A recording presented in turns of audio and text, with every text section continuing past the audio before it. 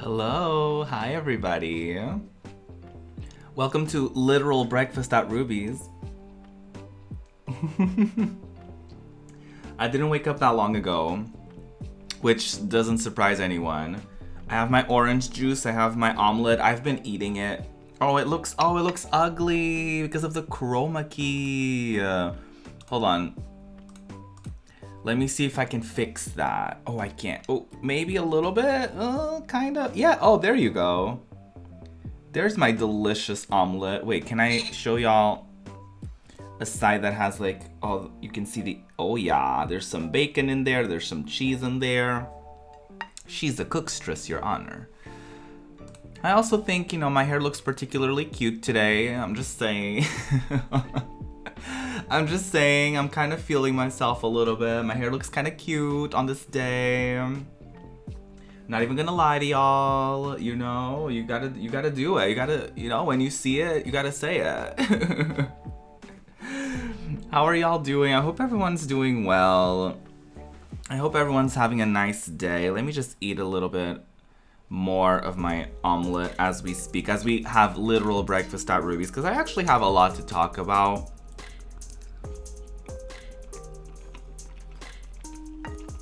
And I just kind of wanted to like hang out. You know what I mean? We might play some Cozy Grove later. Because the game has pretty short sessions every day. Like 20 to 30 minutes. Usually takes me a little bit longer than that though. Because I do take my time with the tasks, so it can go up to an hour for me.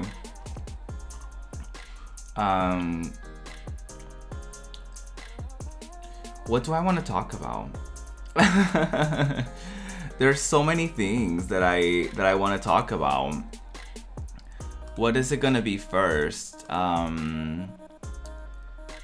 So YouTube did some fucked shit again, which isn't surprising, but it definitely led me to a spiral yesterday. Woohoo! We love that.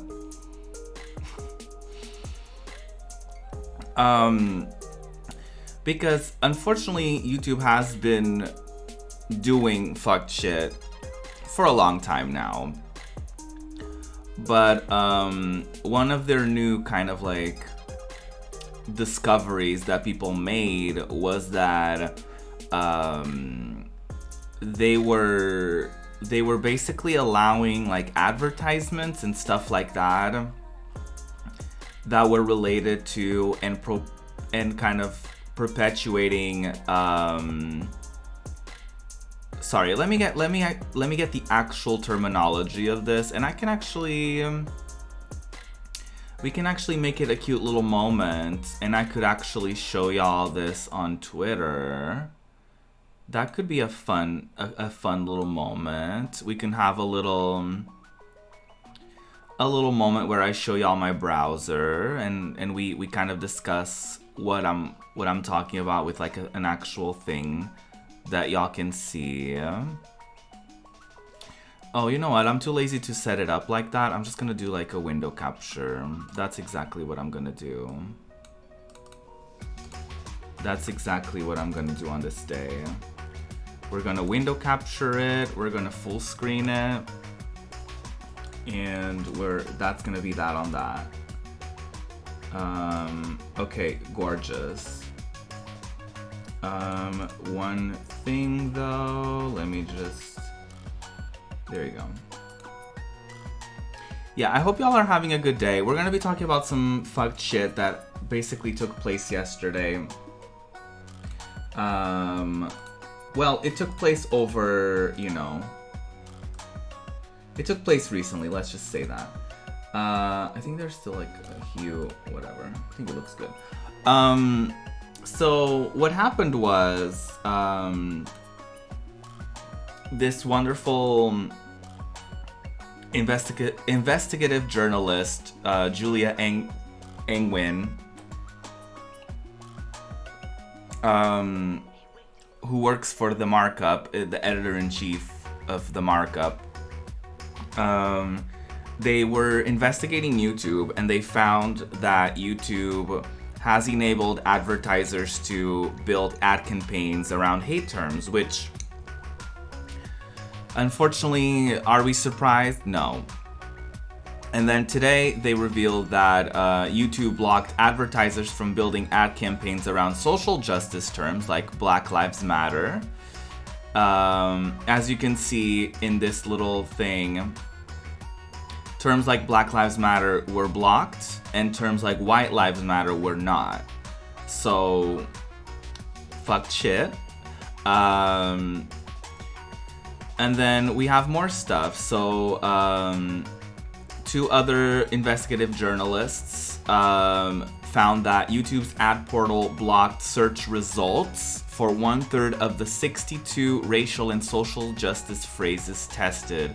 For example, all the phrases that were tested contained the word Muslim were blocked, even innocuous ones like Muslim fashion. So as you can see, this is just an example.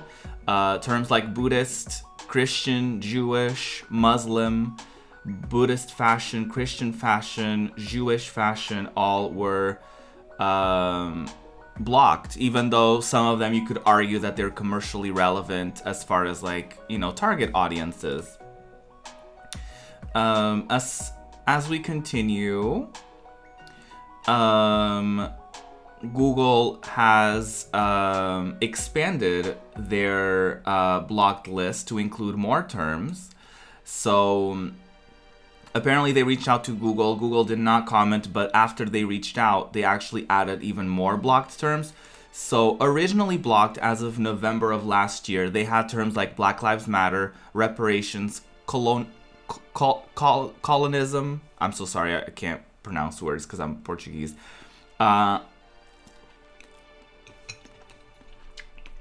Anti-fascist, American Muslim, Black Power, sex work, and more. YouTube's response to their investigation was to add more blocked terms such as Black excellence, LGBTQ, say their names, anti-racism, civil rights, Black is beautiful, believe Black women, abolish ICE, Black trans lives matter, I can't breathe, queer, and Muslim fashion.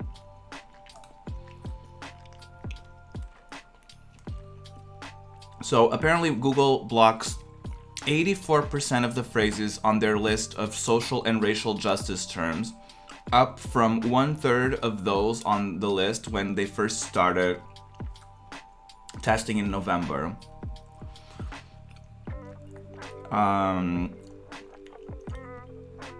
Again, they have like how they figured all that out, all the receipts, all of that in here, which we don't need to go into. But obviously,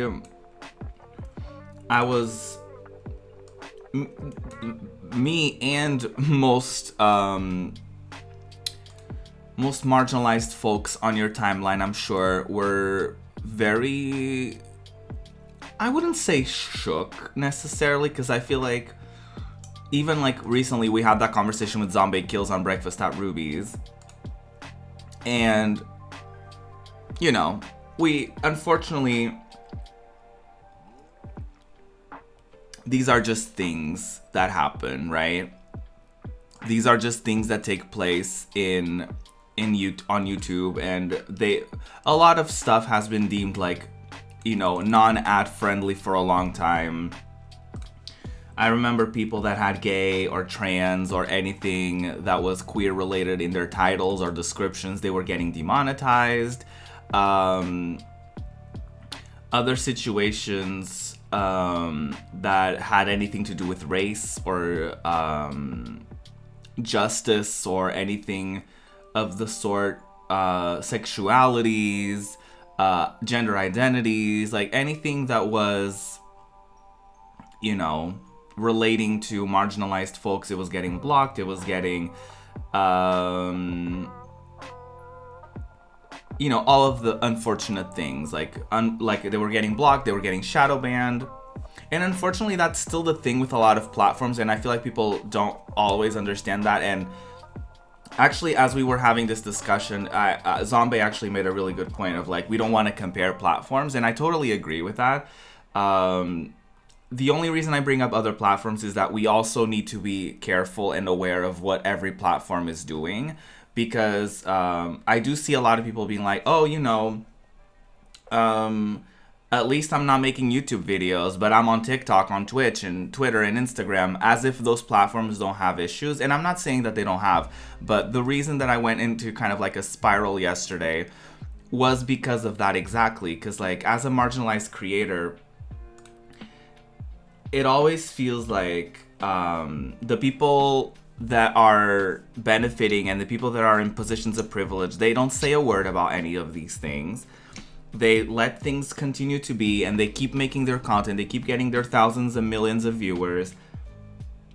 Meanwhile, it feels as though marginalized creators have to be the ones to, one, consistently be aware of what every single platform is doing, and then always fucking up their own growth and fucking up their own journey as content creators, either because the platforms are thoroughly just blocking them and shadow banning them for existing, or for making content around their identity, or the things that they stand up for, the things that they believe in, or they have to, or they feel they don't feel comfortable making content for those platforms. And so what happens is the marginalized creators are always the ones that lose. It's a lose-lose situation for us. And I was like so frustrated, and I was ranting in both of my team's servers, and there was a lot of like back and forth, a lot of positive back and forth, a lot of positive and wonderful discussions that were had.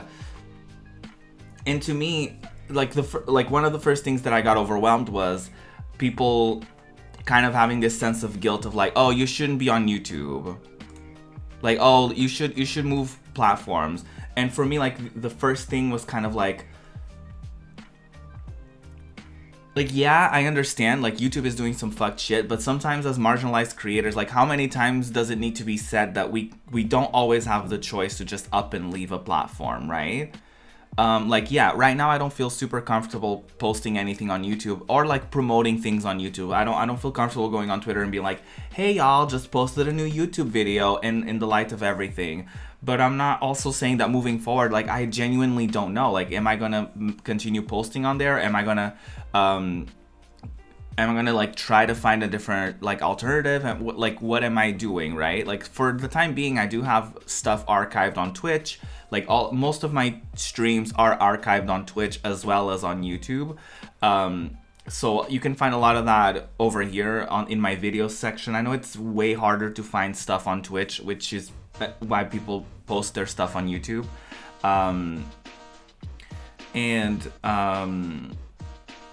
just get overwhelmed because, like, I don't even know what the right move is. And as a marginalized creator, I often feel pressure to be the one to be on top of everything. Also, make sure that my community is safe, and also make sure that I somehow continue to grow, and also find a happy medium, and also figure out how to maneuver the entire situation and without as minimal of a loss as possible. And it's fucking exhausting.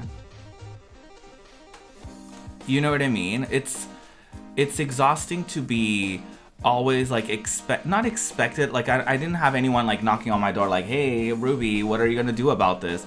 But seeing like stuff on my timeline being like, what are y'all gonna do about this? What is going on with this? What are y'all, if some people being like, if you stay on YouTube you're the worst, or things like that. And again, I understand that comparing platforms and comparing, like, it's not productive to compare platforms when the main issue to be talked about is YouTube. But my main point is, like, as a marginalized creator, we just can't afford to be like, oh, YouTube did something fucked, let me go to Twitch. Oh, Twitch did something fucked, let me go back to YouTube. Or let me go to Vimeo, or let me go to another platform. Like, it's not realistic for us to, unfortunately, just, like, continuously jump ship every time a big corporation that we invested time and money into that just does something fucked, right? And so, like, you're often left in a position where you're like, what do I do even? Like, am I just like, do I even continue making content at this point? Like, it feels very overwhelming. And then it's frustrating because, like I said, you see people that are in positions of privilege and people that are benefiting from the system, or not even that they're benefiting from it. I feel like people just genuinely don't get affected by it, right? Like, if we're gonna talk about a cis white male heterosexual YouTuber, they have the ability to just not talk about these things and continue to gain their coin, and continuing to, they're not necessarily benefiting off of the system if they're not actively contributing to the hate. But it's frustrating seeing people that are in positions of privilege and they just ignore the issues and they just don't do anything about them. Because the thing is, if a lot of people up top did actually boycott these platforms, did actually, like, they have the money to, if they actually invested money into starting their own or things of that nature, then things could change. But the problem is the people up top, the people that call themselves allies, the people that do a lot of these things, they're often the ones just, you know, posting something on Twitter, just being like, I see you, or like sometimes not even doing that, the bare minimum, not even addressing the issue, just being like, I don't see it, I pretend not to see it. I believe that some of them just genuinely don't see it because they don't follow any marginalized folks. So, you know, it's just tiring. It's genuinely tiring because, like, I try to do the right thing, and I feel like I try to maneuver things in the best way that I can. Like, I try to direct people to my Patreon, direct people to my Ko-Fi, because as far as I know, those platforms are very user-friendly, and they're not actively trying to silence queer voices or marginalized voices, like, all across the board. But it's tiring and also anxiety-inducing because, like, what if I wake up tomorrow and one of those platforms did something fucked again? Not again, but what if a different platform did something fucked? Then I'm like, okay, what am I doing now? You know?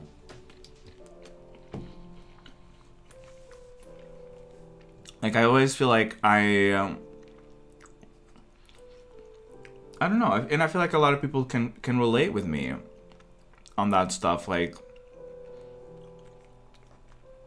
we as marginalized creators try to always, some of us try to always do the right thing and try to look out for one another and make sure that our spaces are safe for one another, and then you just don't see the masses doing the same, so you just get fucked, right? Because I don't know, it just feels like you get, like, shadow banned, or people don't want to engage with you because you're too serious all the time, or you feel like people don't want to engage with you because I don't know, because you're not, like, actively cheery, ignoring everything, and you try to hold yourself and others accountable and stuff like that, you know what I mean? And I don't even go out of my way to, like, go on people's DMs and stuff like that and be like, hey, like, I don't feel comfortable doing stuff like that. Like, hey, maybe you should look into this because it's fucked, and you should, I don't know, you should consider something else, or you should, like, you know what I mean?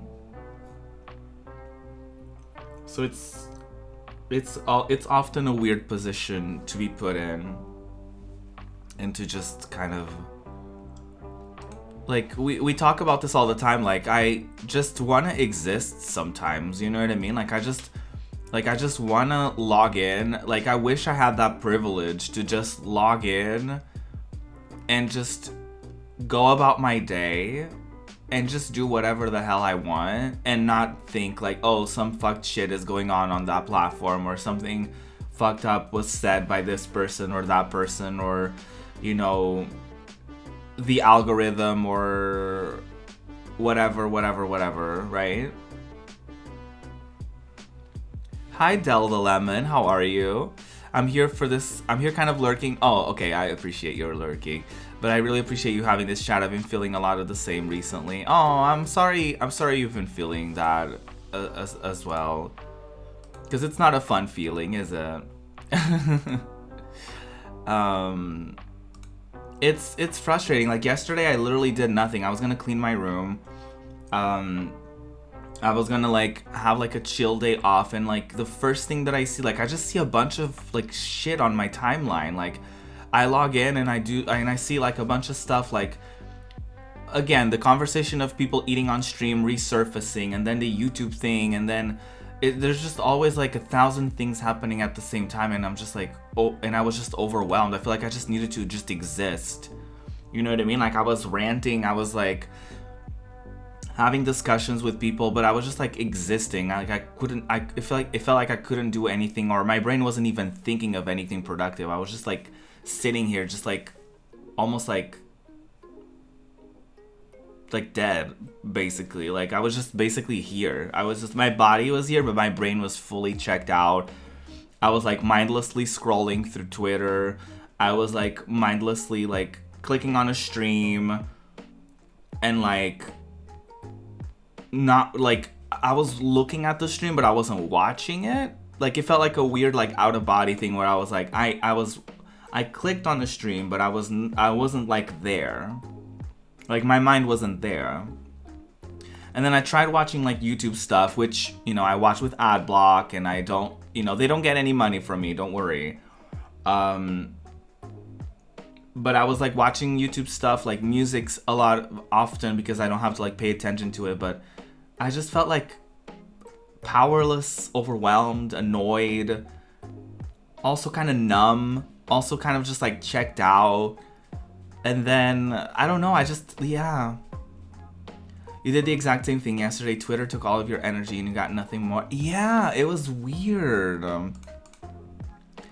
I just felt like my entire like energy was like drained. I felt so drained all day. It was so weird.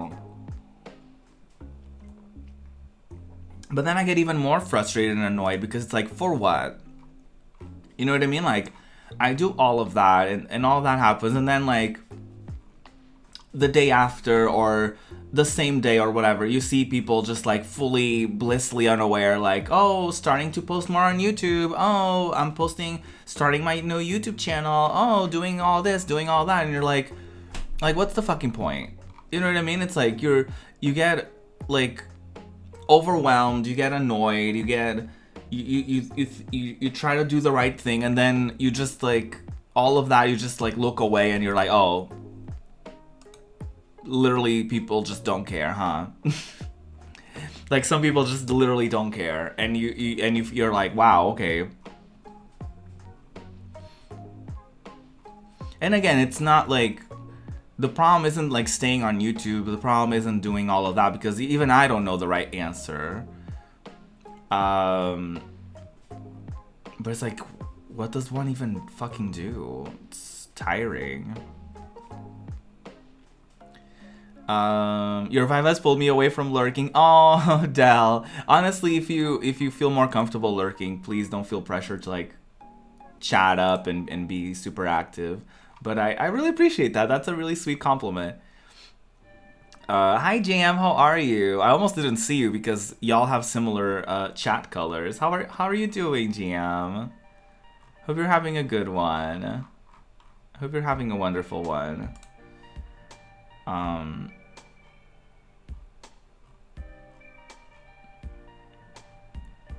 Yeah, my brain has just it was intense yesterday.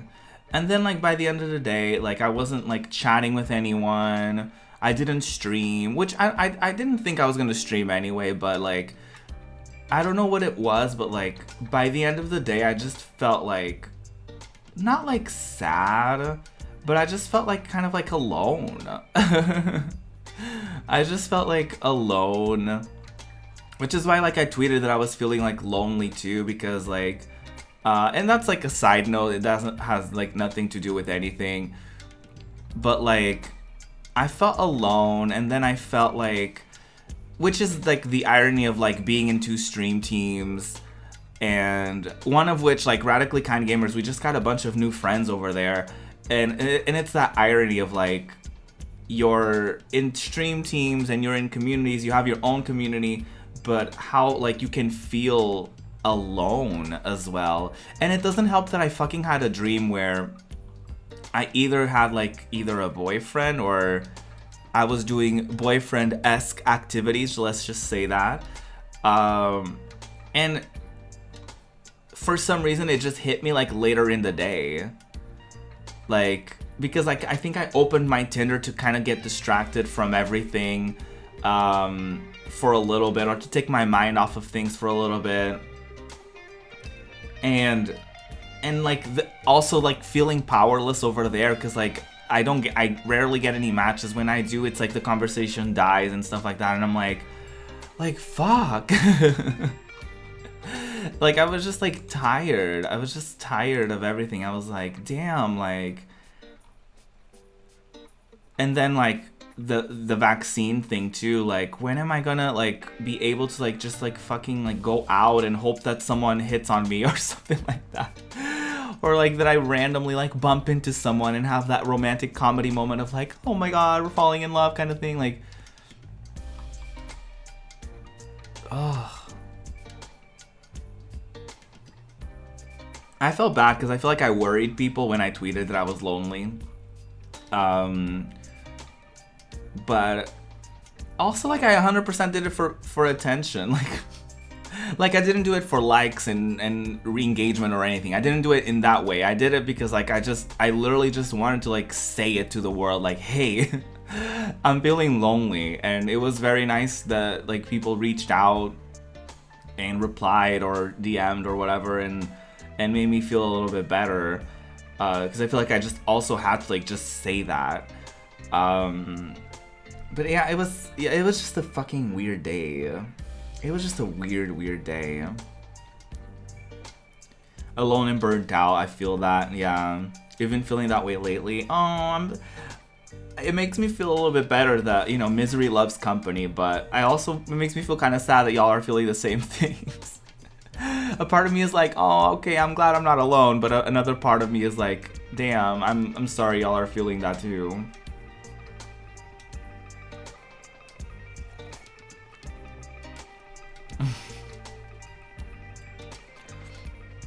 I appreciate tweets like that too, because it helps find other people who are going through similar things and kind of breaks the toxic puzzle.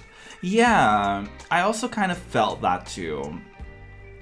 Like I felt, oh my god, that was my speaker. I forgot to turn it off, and she turned off by herself, and that was so scary.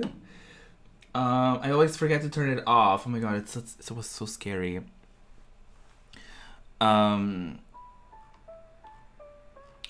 I forgot what I was saying, but you know, because I feel like sometimes when you're a streamer or whatever, like I feel like sometimes it's so easy for it to appear like everything is fine and you're just like moving all along and everything is great and you're doing wonderful and you're playing games, you're playing games with friends and you have Discord like movie nights and you do all of that, but it's like we also feel shit, like. You know what I mean? Like, damn, like we also feel shit and we also like go through shit. And I also kind of felt that too, Del, of like wanting to kind of just like put that out there, just be like, yeah, that's my mood. That's how I feel today. You know what I mean? Like I just kind of wanted to do that. Like I wanted to just put something out there that was like, yeah, shit is not great right now. You know, just kind of just to kind of fucking say it even made me feel a little bit better. You know what I mean? Like, and I hate to kind of do that as sometimes, because you also don't want to be like a potential source for people to feel bad, or for people to feel worried, or for people to feel negativity.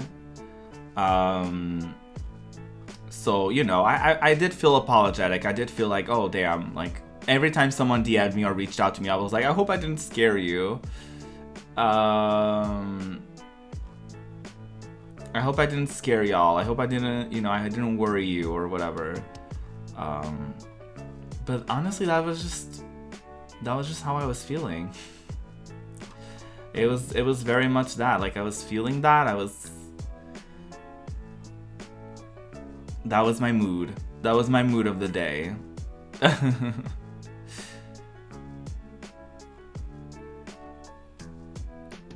No, it's easier said than done, but you don't have to apologize for your feelings or taking up space. I know, thank you. I really appreciate that.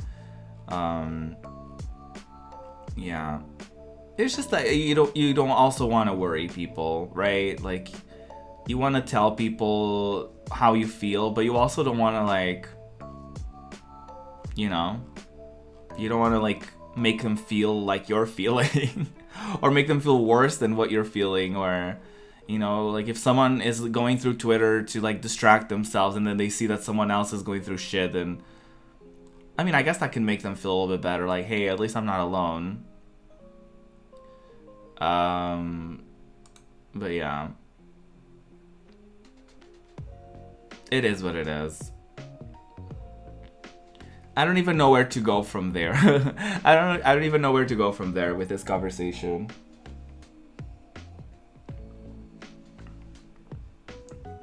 And yeah, moving forward, I don't know what to do with YouTube. Like, I was barely using it anyway.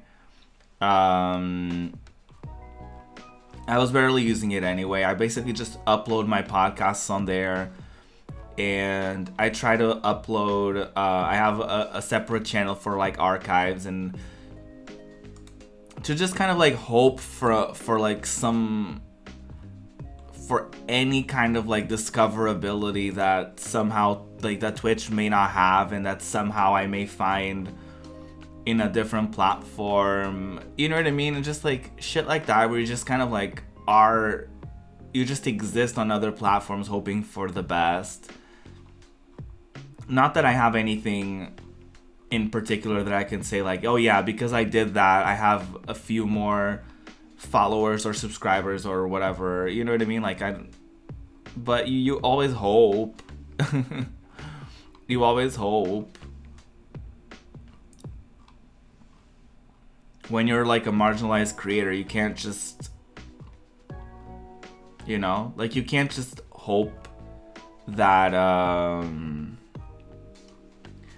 you can't just hope. You kind of have to hope that you're just gonna somehow find your way into someone's algorithm somewhere or something, or, you know.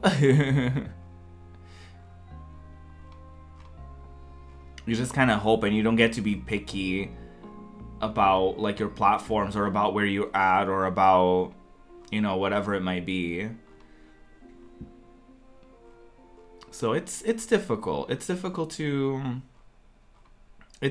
like navigate that, and it's difficult to kind of figure out it's not difficult to figure out where you stand, but it's difficult to figure out what you can do with where you stand. You know? It's like, what's my move? What am I gonna do next, and all of that. It feels like leaving YouTube as a marginalized creator almost feels like letting YouTube win. Like, I don't know if that makes sense, but I want YouTube to see that marginalized creators have value, and they should be caring for their creators more. That's kind of my thing as well. Like, I don't feel comfortable promoting stuff for YouTube at the moment, but I also feel like long term, I don't know how I feel, which is why, like, this is just literally how I feel. Like, I'm not gonna pretend that, you know, like, I'm not gonna pretend like I know what I'm gonna do or what the right answer is, because I just genuinely don't know. But,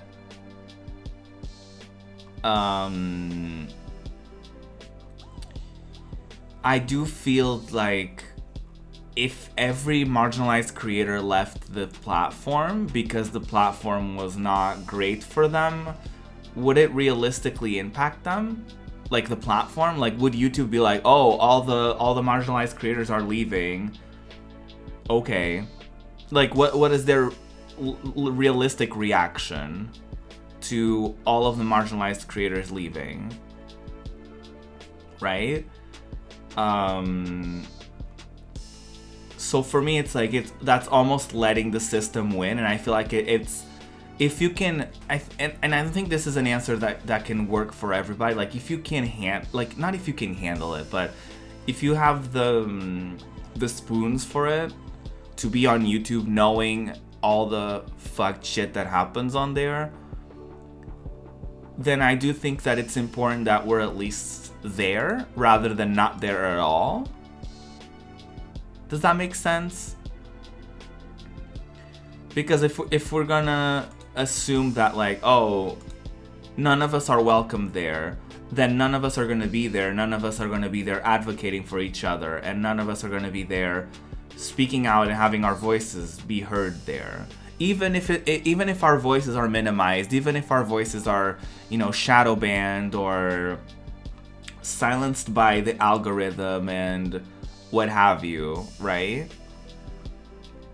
I do feel like other marginalized creators seeing that, even if they get, maybe like limited recommendations or whatever, but if they do happen to come across it, then it might be like a glimmer of hope. And you know what I mean? Hi Fly. I'm just having like a day. I'm just like having like a day where I'm like ranting a bunch and just chatting. Can I have some cock, please? Hi Dex. I'll speak up now so I don't ask for cock while you're discussing serious things. I'm screaming.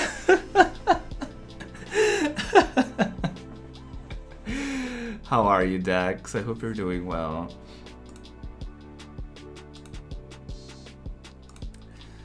Yeah, that's Dex's little shout out when he enters the room.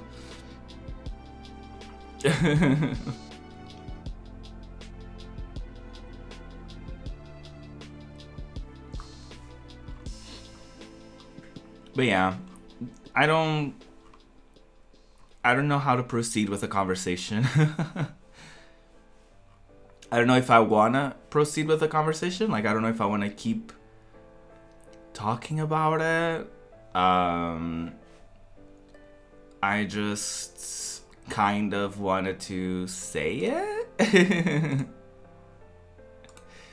Oh, thank you for the hydrate. I just drank some orange juice, but I have some water here.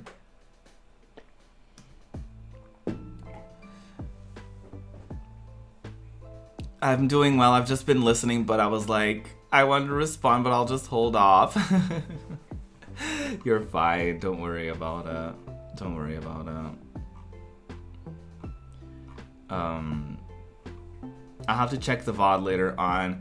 I mean, if you want to, awesome, but if you don't, I was essentially just like talking about like what I retweeted yesterday of like YouTube, of like the fucked shit that kind of, the further fucked shit that came out about YouTube and how they were like blocking terms that have to do with like marginalized folks and social justice related terms, and they were allowing ads about like shit like White Lives Matter and shit like that. And so I was kind of talking about how it feels like as a marginalized creator to kind of feel the pressure to like navigate like those kind of news while also having content all on there, while also having people like yelling on social media that you're a terrible person if you have your content over there, and navigating those very intricate discussions that there's no really like right or wrong answer to, and everything is very like complicated. and just feeling powerless, like feeling like one day you wake up and, oh, I guess I'm moving from this platform because they did something, and then the next day, another platform does something, and it's like, am I just gonna quit content creation one day because all the platforms are gonna be rotted? Or like, is is it safe here? You know what I mean? Like, I know it for some people it's probably not that deep or whatever, like, Ruby, just keep making content or whatever, but I don't know, like, and like feeling like as a marginalized creator, like, I always have to navigate like that, like, and mitigate whether or not, like, okay, me moving from that platform is gonna realistically, like, how is it gonna impact me? Is it gonna make me feel, like, not even feel, but like, is it gonna make my content stagnate? Is it gonna make my content whatever? Or are people willing to watch my content anywhere else? Or, you know what I mean? It's just like tiring because like of that, right? Because it's like, it doesn't feel like there's the right answer, but then there's people who are very outwardly vocal about like they tell you like, this is definitely the right answer and everyone else is rotted if they don't say that or if they don't do that. And it just puts you in like a position where like a cishet white person doesn't give a shit, doesn't care. Like, the average one is just gonna like be there and just gonna do whatever they want to do, but like, it always feels like it's the marginalized creators. It always feels like it's the marginalized creators who always have to like first process the fucked shit happening, realizing that their content, that they were indeed like fucked over by the system. Because sometimes we say shit like, oh, I've been shadow banned, or I'm gonna get shadow banned for saying this or whatever, but we don't always have a confirmation of it. But to, first of all, to process that confirmation of like, yeah, my content isn't shitty, it's just that the topics that I talk about are often silenced by platforms such as YouTube. And then processing all of that, and then trying to figure out where you can put your content next, and then figuring out that there's really no realistic place for you to put your content in, and then figuring out like how you're gonna process this, how you're gonna communicate this to your community, what could be alternatives to this, and all of that. And it's just like, it's like it's exhausting. You know, like I wrote this, I was like chatting to someone about this, and my words were like, oftentimes we as marginalized folks are both affected by the issues and expected to figure out how to maneuver and make it better for everyone. Like, I don't know how my brain just worked that day in a way in which I was like, ooh. In a way in which I was like, oh wow, look at that. And I do feel like, again, like, I don't want people to like compare platforms, because every platform is different. And we're talking about YouTube right now, so it's not productive to bring up other platforms. However, it's also very important for people to realize that all the platforms are rotted in a way or another. Of course, like, what we're talking about with YouTube is a very big issue, and it's an issue that I don't think is comparable to any of the other platforms. Spin high. Like, it's not comparable, right? Like, to say that, oh, Twitter is also rotted is not comparable to the level of rotted that we are experiencing with YouTube. However, it's also important for us to realize that as content creators, there really isn't no perfect platform for us to exist in. Like, if you're a marginalized creator and you just exist on the internet, like, literally the other day, like, my friend Donatar got her TikTok suspended because of a video where I think she was kind of like dressed as like Carrie, like from the movie or whatever, or it was like a Carrie reference, and it was something that was like, and she got like reported for like gory content when she wasn't, like, she was dressed as a character, and it wasn't even like bloody. It was just like, you know what I mean? Like, it wasn't, it's not like she had stuff that was resembling blood or gory shit. It's like she was literally just dressed as a character. And other stuff, like I've seen like the algorithm of TikTok prioritizes like what they like perceive to be an attractive person, and just like a lot of stuff about their algorithm where they were also blocking certain terms. And I remember at some point they were blocking like ACAB or Black Lives Matter or something along those lines, or both, who knows. I know Twitch at some point was banning ACAB from the title. Like, I couldn't have ACAB on my title. Is that still the case? Let's test.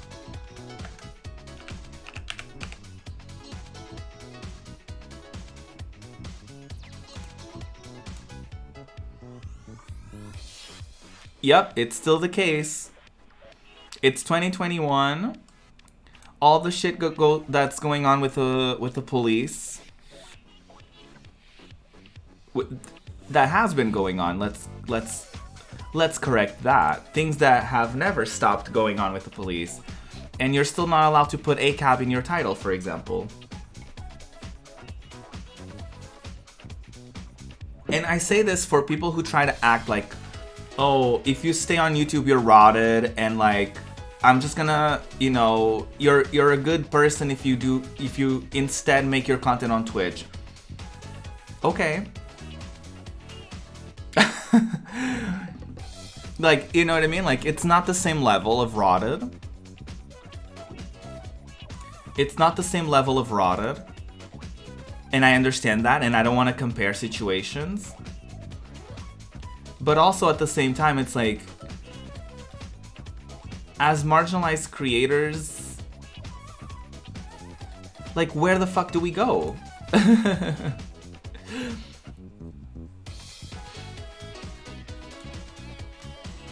Like, it's almost like the system is made in a way where we're supposed to feel like we're not welcome anywhere so that we're not there. And if we give in to that, they're literally getting what they want. You know what I mean?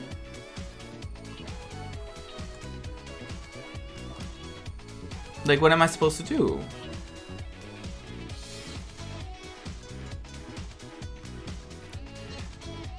Then you get people messaging you, asking you if you're going to speak up or do something about it. Usually cis, straight, white people. I fortunately didn't have any of that. I didn't have any of that going on with anything of that nature. I do think that I'm pretty quick at like speaking up about stuff, or at least like sharing people's tweets and retweeting stuff and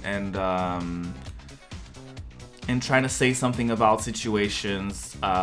Usually I try to like retweet people because I don't feel like it's my place to always speak over people. And it's like, if you go through my Twitter and you see that I have a bunch of shit, a bunch of like retweets that are related to a specific topic, like, you know where I stand about that topic. Like, you don't need me to make a statement of my own that will often not be as relevant or important as the statements made by usually those affected by the specific issues that I talk about, right? But if it's something that has to do with like being queer and being non-binary, trans, anything of that, like, I should make my own statement.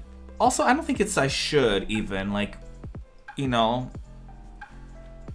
like, marginalized creators shouldn't have any expectations on them to begin with. Like, there shouldn't be a thing of like, oh, why didn't you talk about this? Why didn't you talk about that? It's like, you know, I mean, as a white person, I do think that I do have an obligation to speak out against racial injustice, because that is a topic in which I feel like silence is literally deadly, and silence is dangerous, and silence is compliance almost.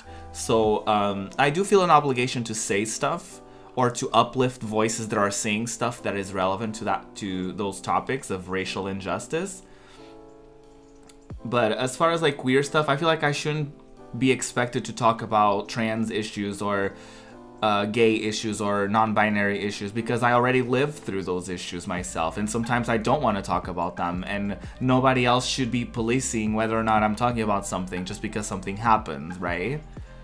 So I think that's where the difference stands, right? Also because, you know, there's a lot of different elements to everything. There's a lot of different aspects to things, and not everything is like, you know, there's a lot of gray areas. There's a lot of, what's the word? There's a lot of nuance to things. It's not just like, oh yeah, you either make a statement or you don't kind of thing. Like, enjoy your lurk, Dell. Thank you so much for hanging out. Still here, still queer, still listening and nodding my head off, but I'm gonna do so in power savings mode. Thanks for the chat. No worries. Have a good one, Dell. Thank you so much for stopping by. I appreciate you chatting.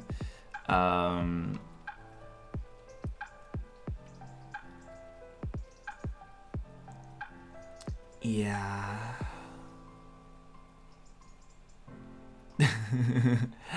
Yeah, that's basically it. Do y'all want to have any of your own thoughts and concerns to this topic before we potentially move on? Ooh, I'm feeling kind of sleepy. Not sleepy, but like, surely this isn't normal to feel like whenever you're done eating, like you just feel like tired. I don't think that's super normal. Maybe that's something that I should talk to my doctor about. Although, like, my mom went to the doctor recently because her vertigo is pretty wild. So, she got another couple weeks off of it, and like she went to our doctor. And I don't want to like talk too much about that because it's like our own stuff, but to kind of like, for y'all to get an idea of like how much my doctor kind of like minimizes stuff or whatever. Like, she apparently, like, my mom was telling me, like, she did, you know, like you get your routine like checkups, like you get your blood drawn and they see like your cholesterol levels, your diabetes levels, like all of, you know, like all of the things that to see if, you know, if you're okay, if you're good or whatever. Like, apparently she was just like, she just looked, and my mom, of course, being a woman, she also does other things, other tests and stuff to make sure that everything is okay with her body, to say the least. And it's just like my doctor apparently just like, she opens the envelope, she looks, she closed the envelope, and she moved on to the next one or whatever. My mom was like, is everything okay? And she was like, yeah, it's fine. Like, everything's fine. Like, my mom had to ask. Like, my doctor was just fully like,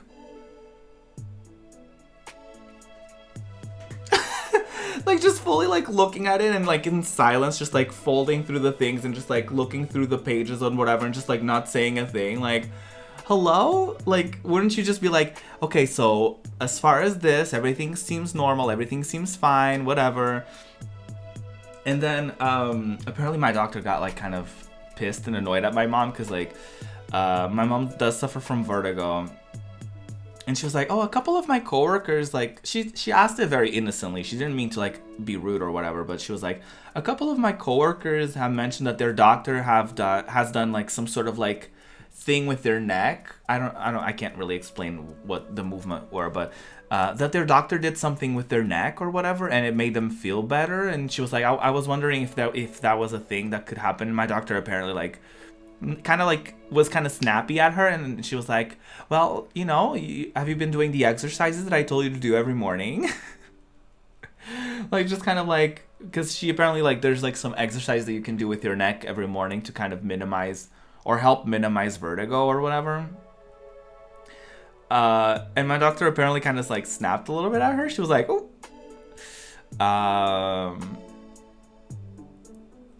And yeah, like she literally just like she gave my mom like new medication, but she didn't even like tell her like how long she was gonna take the medication for. She didn't tell her like, she only told her like you take one, like you take a pill in the morning and a pill at night. She didn't tell her like how long she was gonna take it for. She didn't tell her shit. She was like, I guess I'm taking I'm taking all of it. I guess I'm just on medication now and I don't know anything about it.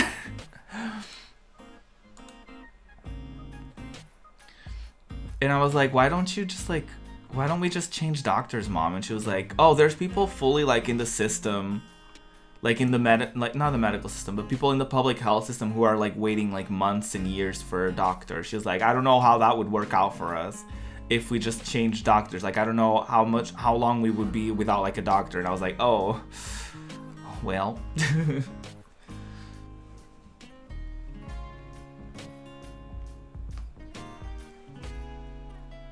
So we hate to see it. Doesn't make me feel any better about going to the doctor about anything. So there's that.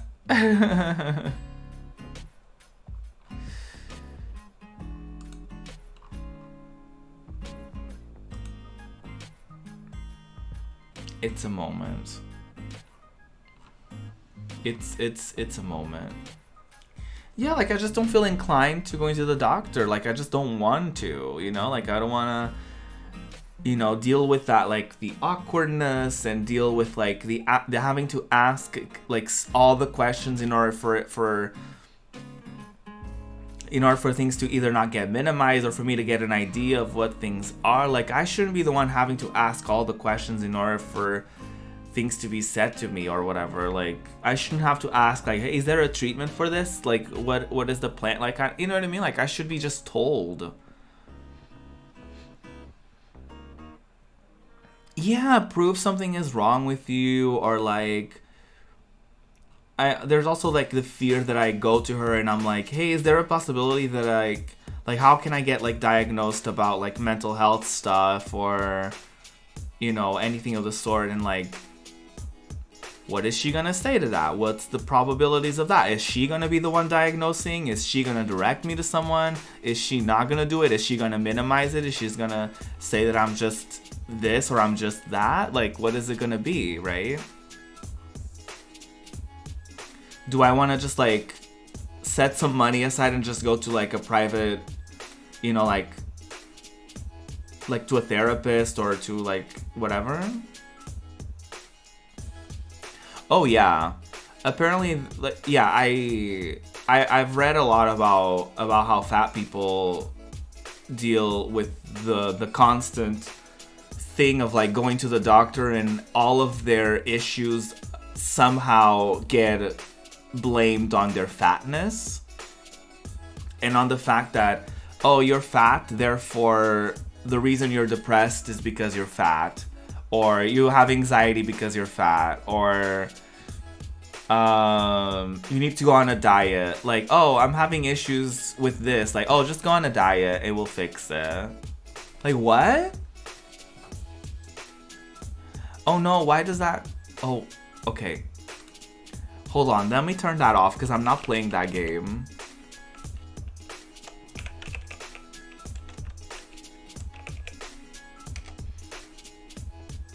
I'm so thankful to have a doctor now that doesn't blame everything on me being fat. Oh, I'm so thankful for that. I'm so happy that that's the case then, because that sounds like fucking exhausting. You remember being told to exercise more and diet to help with depression? Like, what? Like, that's fucking wild. That is not acceptable at all. Thanks, now I'm sadder, right? Ugh, that's so fucked. I'm so sorry. I'm so sorry they made you feel that way. It's so fucked up.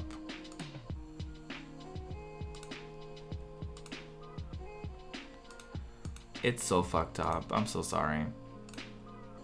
Medicine is so broken for marginalized people in the world. Yeah, like I also hear all the time, like, marginalized folks having to like tell their doctor like, no, I'm feeling this way and you're gonna do something about this. I'm not exaggerating, I'm not being dramatic, like I need you to look into this, and like having to do extra work at their doctor's office to just get something like checked out or diagnosed or whatever, or having to go to multiple doctors because their doctor tried to minimize what they were feeling or minimize what they were like their symptoms or whatever. Like I've seen so many stories of people of people like on Twitter and like private conversations and stuff like that where like they're told like, oh, you're fine, oh, it's probably just this, and then it ends up being something way worse than they even expected. And it's like, how do you as a doctor not understand that? Or like, how are you a doctor? I hate everything about, sorry. Jam said, I hate everything being attributed to me either being gay and potentially having an STD. Oh, that's fucked up. Or being ignored when I say something is wrong, and saying your pain isn't that bad because being black means I can deal with more pain. Oh, yeah, that's fucked up. That's so fucked up. Like, even, like, I was talking to a friend, like, I was catching up with an old friend recently, and they were talking to me how they were recently diagnosed with autism. And they were like, turns out this whole time my doctor had been like trying to medicate me for like depression, anxiety, all of those things, and turns out the medication wasn't working because they were trying to treat the wrong thing this whole time. And turns out they were like, my whole life has been a lie. They were like, turns out I'm just an autistic person who is overwhelmed by the world, and an autistic person who lives in a world that's not made for them, right? And I was like, damn, that's fucked up. And we were kind of talking, and I was like, yeah, like I feel like there's a lot of stuff that I have symptoms of that I need to check out, because it could either be something in the autistic spectrum, it could be something in the ADD, ADHD area, or anxiety, or all of the above, or something else. And it's just interesting, and we were kind of having this discussion of like, how is it just like 2021 and we've been living this whole time, and like our doctors haven't diagnosed anything, you know what I mean? It's just like, how is it that just it's taken so long for people to like only now getting certain diagnoses and whatever? Like it's wild.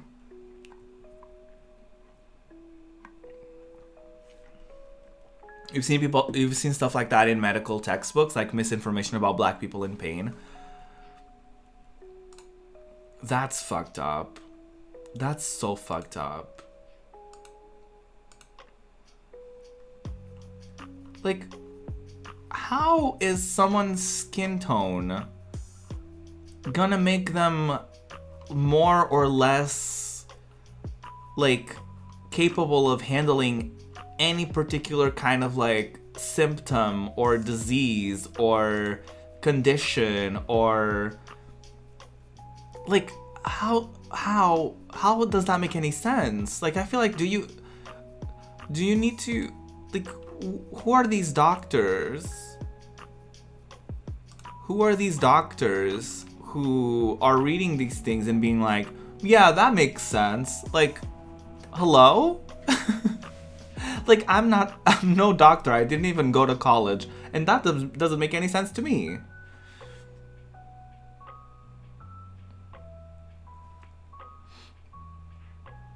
It's just justifications for the fact that they used black people as experiments in the past. They know what they were doing. Ugh. It's just so messed up, to say the least.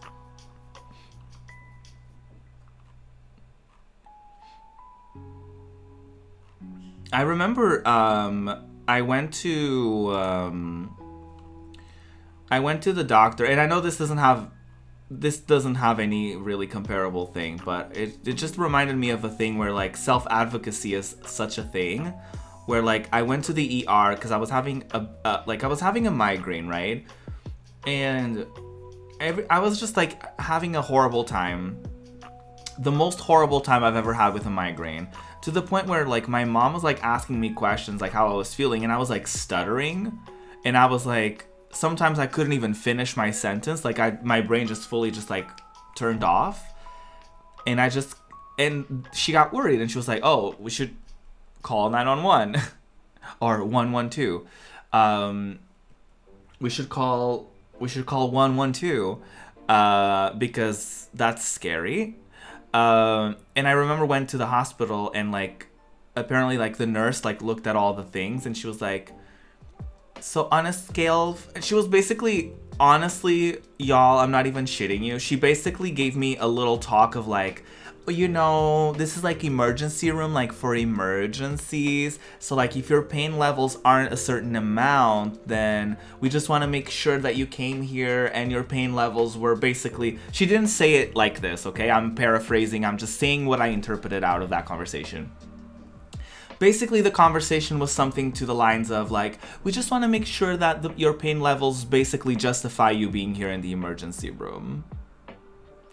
And I was like, yeah, like I've had plenty migraines, and that's why I'm here, because I've never felt one like this. And I am like 90%, like I'm 90% certain that they gave me like a pill that was placebo to see if I would feel any better, and I didn't feel any better for a while. So then they gave me another one. I don't think they gave me a pill. I think they put it in the thing. And because I remember like waiting there, and the first thing didn't do anything, and I was like, that's weird. And then the next one did, and they asked me in between stuff like, how do you feel? Do you feel any better? And I was like, no. I was like, kind of, but like not really. I was just like, And then the second one, I was like, oh, I feel way better. And in my brain, I was like, okay, first things first. Because I think at some point I was just sitting there, and then at some point I think someone realized that I wasn't great, so I think they just connected me to IV. I think probably to hydrate me faster, because you need a lot of hydration when you have a migraine.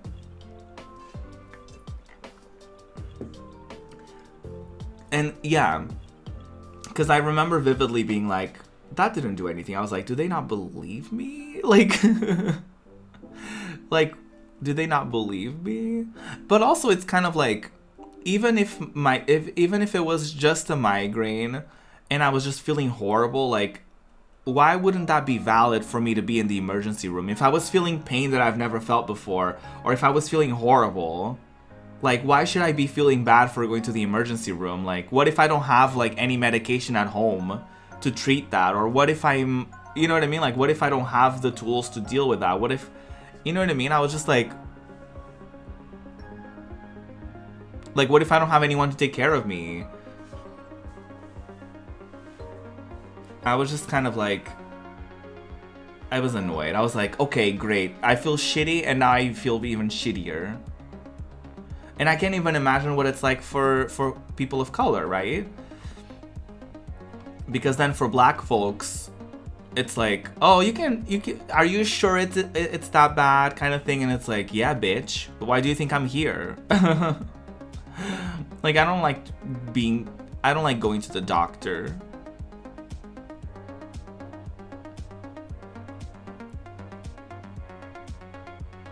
I don't like that assumption that like someone is also just like, oh, they're being dramatic. Like, how do you know? You can't prove that they're being dramatic.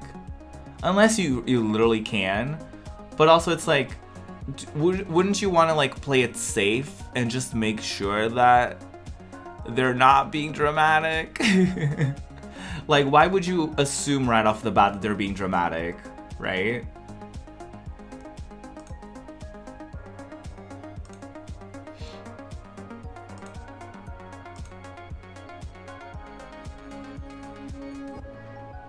Yeah, going to the doctor is not fun.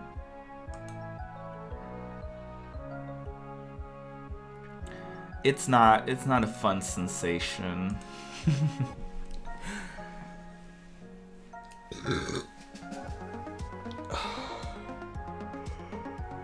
Why am I so sleepy? I just woke up. I just woke up not that long ago. I just made myself a I literally just had like orange juice and I made an omelet with a slice of cheese and a thing of bacon, a slice of bacon. Why am I like sleepy and tired? Maybe I should eat more. Maybe I shouldn't eat. Should have just eaten more. Oh my god. But yeah, how are y'all doing? Happy Tuesday. Yeah, it's Tuesday. I know what day it is. I know what day of the week we're in. I know exactly what I'm doing.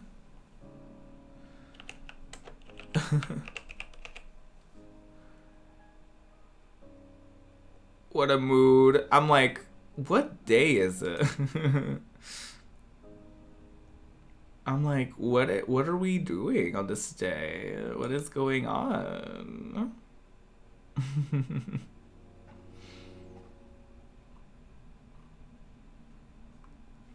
What the fuck is going on here on this day? What a mood.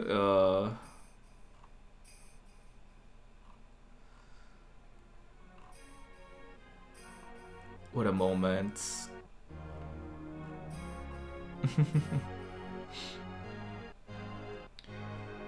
But yeah, how are y'all doing? How are y'all feeling?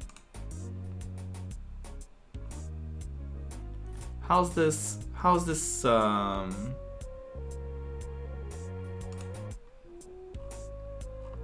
Tuesday treating you?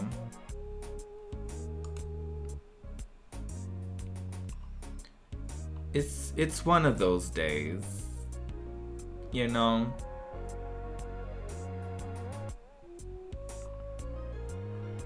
It's just one of those days.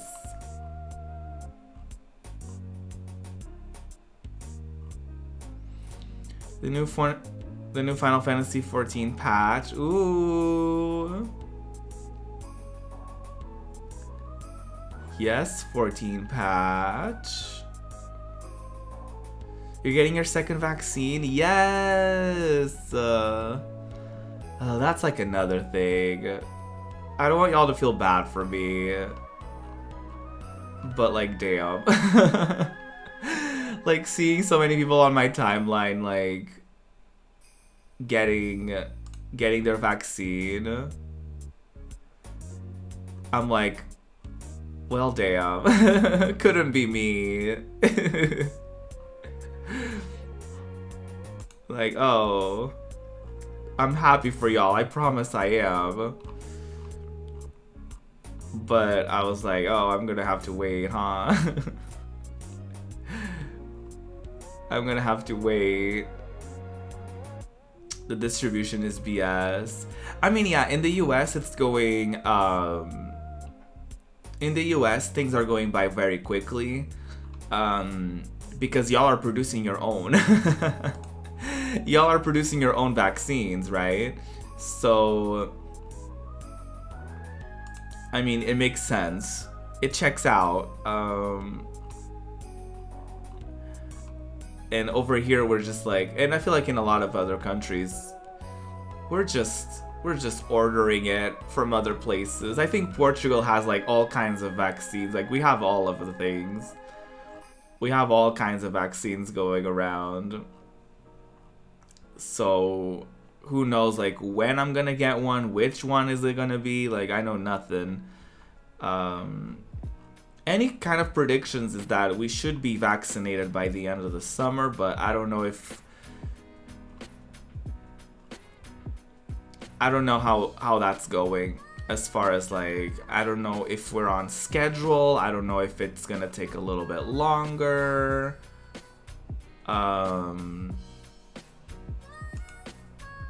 I know nothing. My posture is fucking rotted. I need a new chair as well at some point. I need like an ergonomic chair to make sure that I have good posture in it. Cause these gaming chairs ain't it. If you're a gamer TM, don't get a fucking gaming chair. They're not good for you. They're not made for you to be good with your back and with your body. They're not made for that. And you should know that before you get one. Don't do it. Don't fall into that trap. I promise you, it's not worth it. They may look kind of cute, but no, it's not worth it.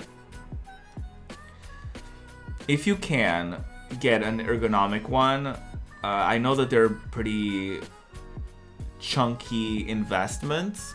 Oh, my neck's kind of... Oh. My neck is like stuck. Cause I get it. Listen. Honey's broke. She's doing her thing. No, comrade, no. No.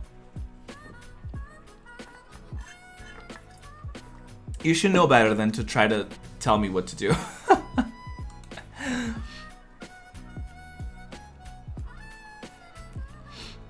At this point,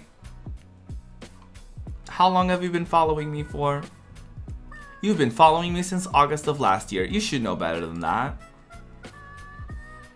You should know that I'm gonna shut you down as quickly as you asked for me to do something.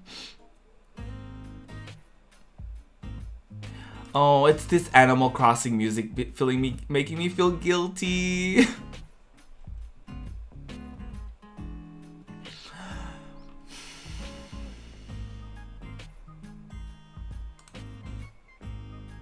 Because I haven't logged in like 3 days.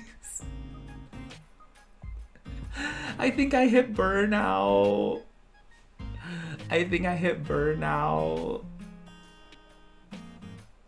Like, I think playing every day since I got it, turns out, I think I got burnt out from it.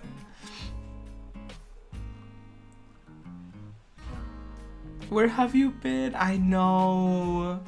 Which makes me not also log in because I don't want to deal with their, like, guilt. And now I know I'm going to have, like, you know, all the weeds and all that. Ooh, hello.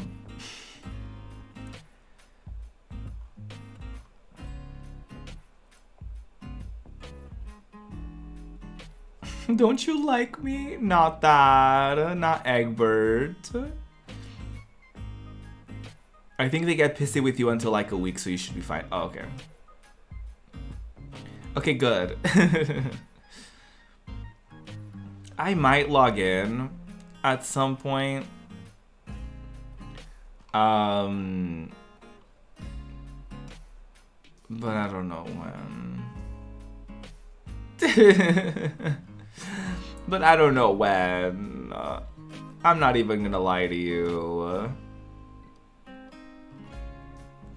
It's sometimes not fun to just like feel like you're like obligated or you should be logging in, so I'm just like,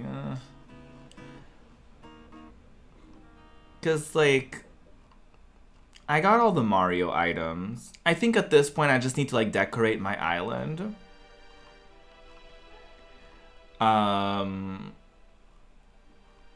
But it's also like sometimes I don't know what to do and I'm like, I don't know. Like, this is what happens with simulation games in me. I just don't know what to do with it. Like, after you get through, like, tutorial stuff where you're, like, told what to do or there's, like, a direction in which you're going. After it's like, oh, you unlocked all of the things, basically. I'm kind of like, what now? I'm like, what now? Like, that happens sometimes with The Sims to the point where, like, sometimes I just follow their whims. Like, I treat it almost like a Nuzlocke. I'm like, okay, I only do whatever they want to do, and I just follow the storyline that they guide me in. Because, like, I don't know if it's me not being creative enough, or if it's my brain being too overwhelmed by making choices, which executive dysfunction is a thing that I go through a lot, which I learned what it was very kind of recently. So executive dysfunction, for people who don't know, is a term used to describe the range of cognitive, behavioral, and emotional difficulties which often occur as a result of another disorder or a traumatic brain injury. Individuals with executive dysfunction struggle with planning, problem solving, organization, and time management.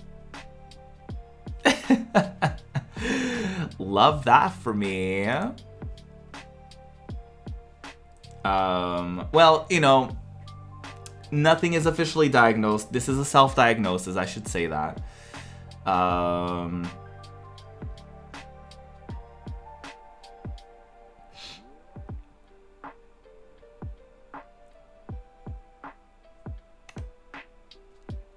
It's a whole thing.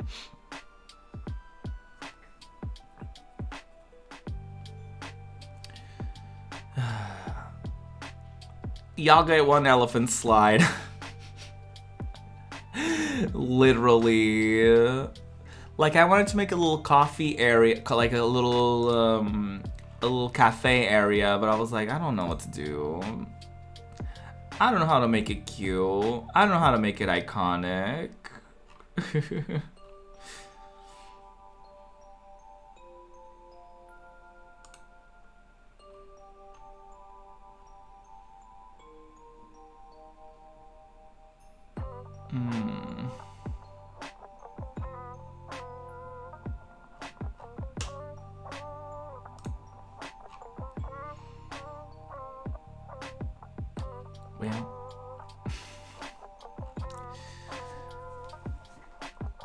It's also like one of the reasons why I'm not good at Pokemon. I only learned like recently that people just actively build a team of six. Yeah, people just actively build a team of 6, and they don't hold on to every Pokemon, and they don't level every Pokemon that they ever capture over time to the same level. What a wild thought.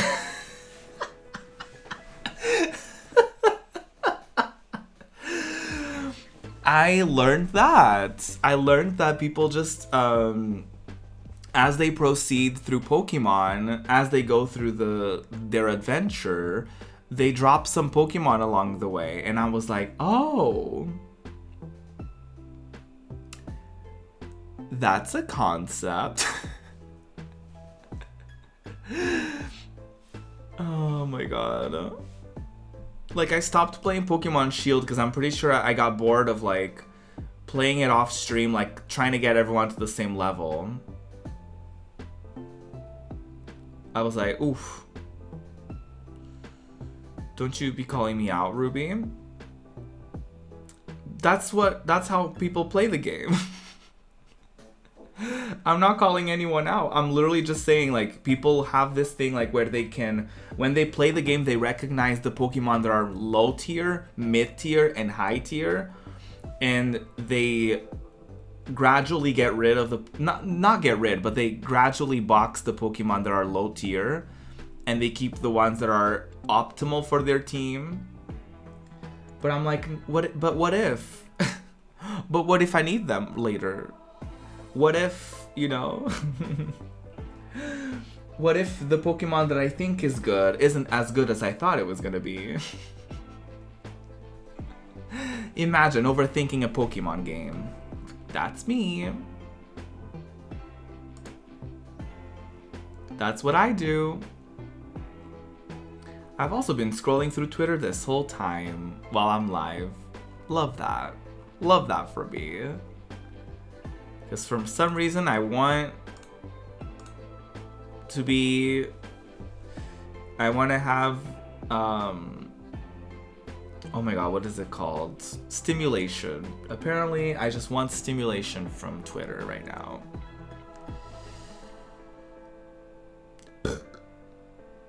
doing a max raid and getting the level up candy and not the rare candy, and you can boost. Yeah, I mean, yeah.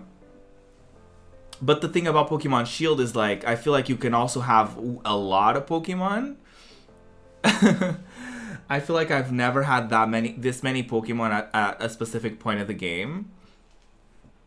Because the thing with, like, regular Pokemon games, or the traditional Pokemon games, is that you get Pokemon gradually as you go through different areas. But the problem with Pokemon Sword and Shield is that the wild area is just a thing that exists, and then the max raids are also a thing that exists, and also there's just a bunch of different factors and different ways that you get Pokemon.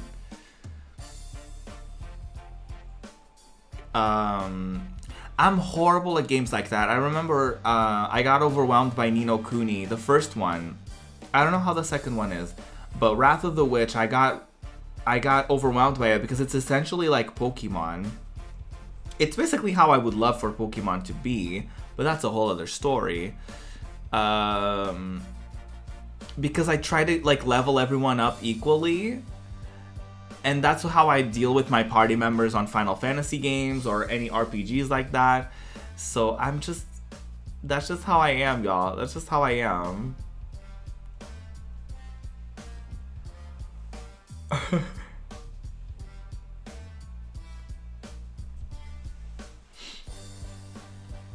And, like, I don't even know what to do with, like, streaming either.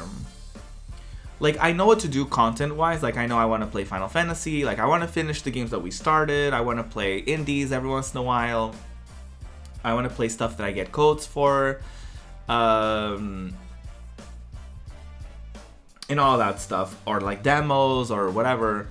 But, I'm even, like, I don't know what time I want to stream in. Because, like, today I woke up super late.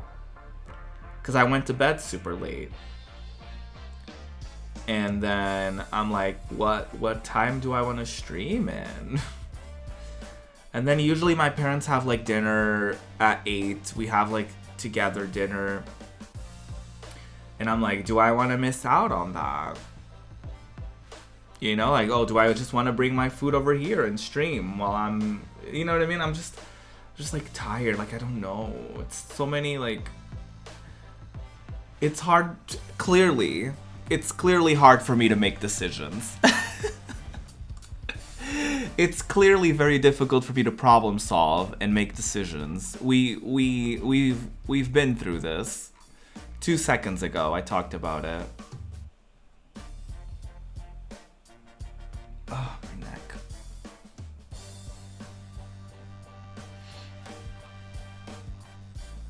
You played Ni no Kuni 2 and they did solve that issue from 1 and 2? What issue? Like, the fact that there's a lot of creatures? Because that was my issue. I didn't have an issue with leveling. I had an issue with, like, wanting every single creature and then leveling every single one of them equally. And having a hard time choosing which 3 I wanted on my team at all times.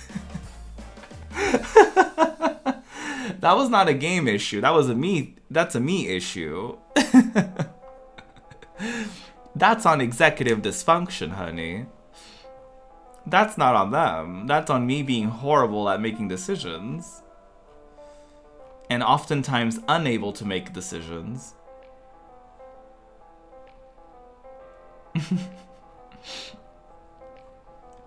Because I don't remember there being, like, a particular issue with leveling. Yeah,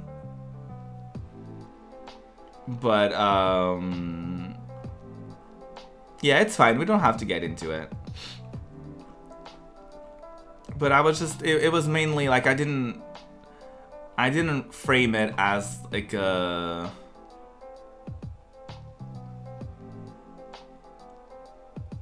I didn't want to frame it as, like, a game issue, because it's not a game issue. It's literally just me not being good at, you know, making decisions.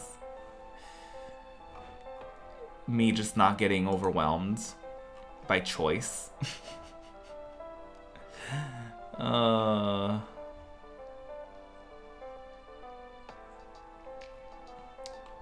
So there's that.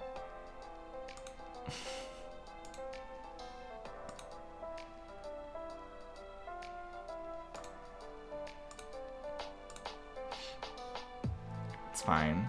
It's totally fine. We're doing great.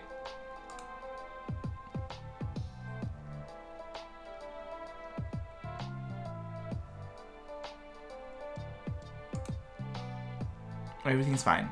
Everything's great. Everything's fine. Everything's great. Everything's wonderful. My goodness. What do I even want to do? Do we want to play some Cozy Grove and then see from there? Do we just want to like do that and see where we go from there and where the day takes us?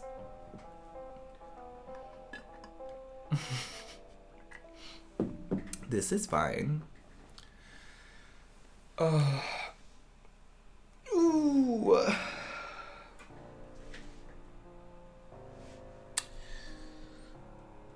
Yeah, maybe, I don't know, maybe today is just gonna be a shorter stream. Because I still haven't figured out mentally if I want to go for longer than the usual time that I end my streams in. So we're just gonna go with it. We're just gonna go with it. This is gonna be, it's gonna be fine. It's gonna be great. Ooh, I almost just snatched my mug from my desk onto the floor. So we do not love that. Oh, and then there was extra drama because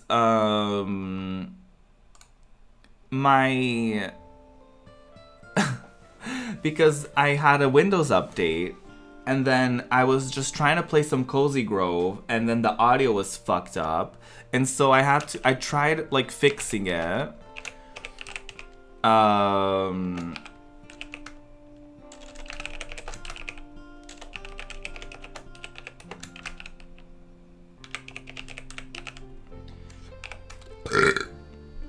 Excuse me.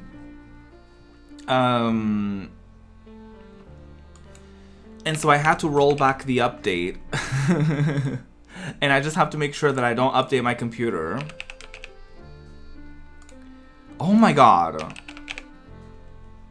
I keep clicking out of the thing and I always keep having to like retype it. It's so fucking annoying. First playthrough, no backseating. 2, 3, 4, 5. Let me remove Ask Me Anything and let me put no spoilers in there too, because people are rotted.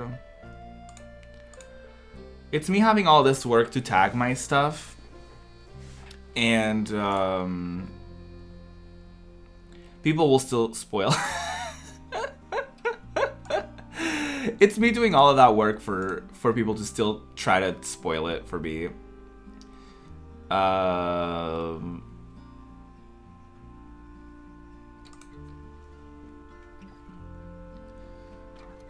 Let me what's the command?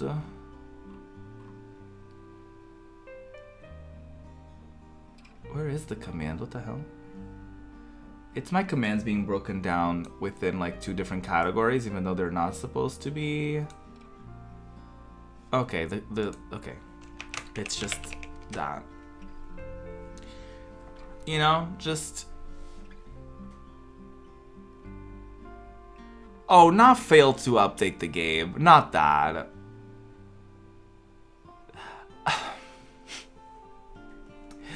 Not Streamlabs chatbot thinking that I'm trying to change the game. No, I'm good. We're good. I hate it here. Oh, do I need to change that? Oh my god. What? I've always done exclamation point game, but for some reason, Streamlabs chatbot thinks I'm trying to do something else.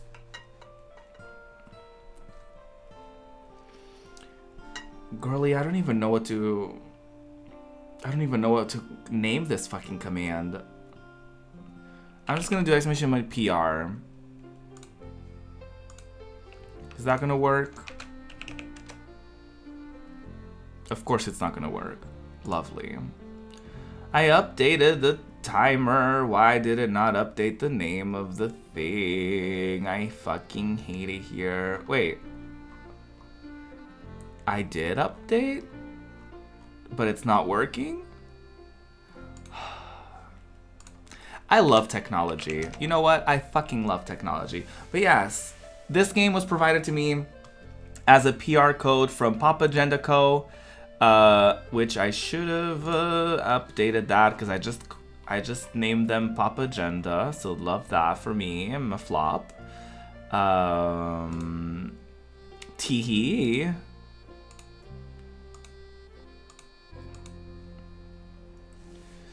But yeah, they provided me with the code for Cozy Grove, so you know, all my thoughts are my own.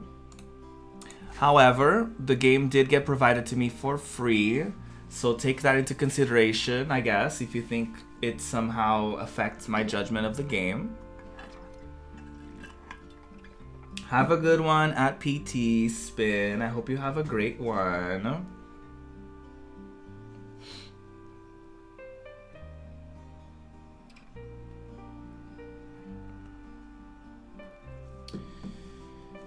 This is a cute little game. I played it a little bit yesterday. I'll try my best. Oh, Spin, not that. This is a cute little game. I played a little bit of it yesterday after I eventually fixed my audio issues with it. Not with the game, but with my setup and all that. It's nice because you get like daily tasks that you can do with all of the friends that you meet at the island, and some new friends, some old friends. It's pretty interesting though that you kind of have to oh no. Oh, because I played it so late yesterday, I think the game still thinks that I think the game assumes that I already did it. I think the game already thinks I did my dailies already because I was playing it late and I forgot it was technically already Friday when I did play it.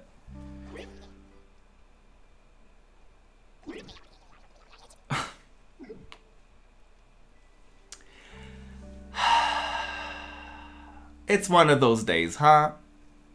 It's just one of those days. You know what? I'll play Animal Crossing. This is fine. I hate it here. I'm a clown. You know what? I'm a fucking clown.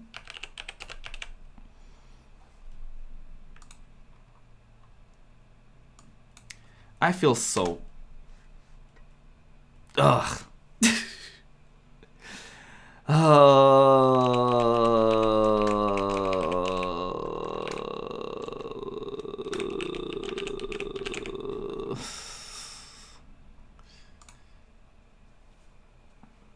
Some nice relaxing Lara Croft to take the edge off.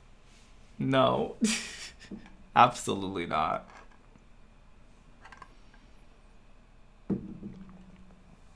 Hi Snark Mage, how are you? It's 7 p.m. Why is it so dark already? Oh shit.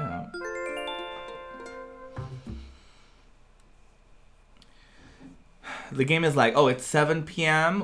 Honey, it's dark as night. It's you might as well be playing in the middle of the night. It's fine.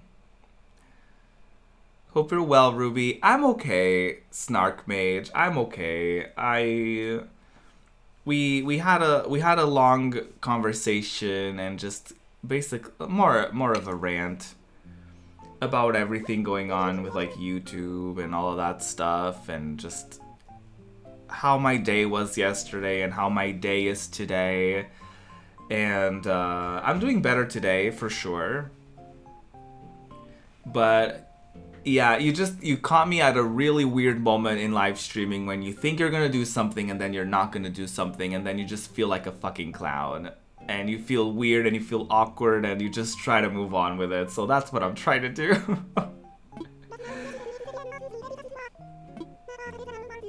There's no news. Oh, we have a visitor. Uh-oh. Nook's Cranny is open again. Oh yeah, I forgot. I forgot they were doing some renovations. You look great for a clown. Thank you. My hair does look kind of cute today. I will give myself that credit. I do need to, like... The sides are uneven. But I do need to cut my hair. Oh, I haven't done any, like, celebrations of stuff that we opened in such a long time. Ignore that. I mean, I guess I'm not monetized on there, so I don't even know what the right answer is, but I do have an archive channel. I also have everything archived here on Twitch. So if you want to check out any of the, of course my pockets are full. I would be surprised if my pockets were not full. Imperial decorative shelves? What is this? Oh, I have to like stick it to a wall. A fish door plate? Not that. Why is my inventory so filled? Oh yeah, I got this. Because I did the fish tournament. And I got like 2 items out of it, like 2 or 3 items, and I was like, that's enough for me. I'm tired. I don't want to do this shit anymore.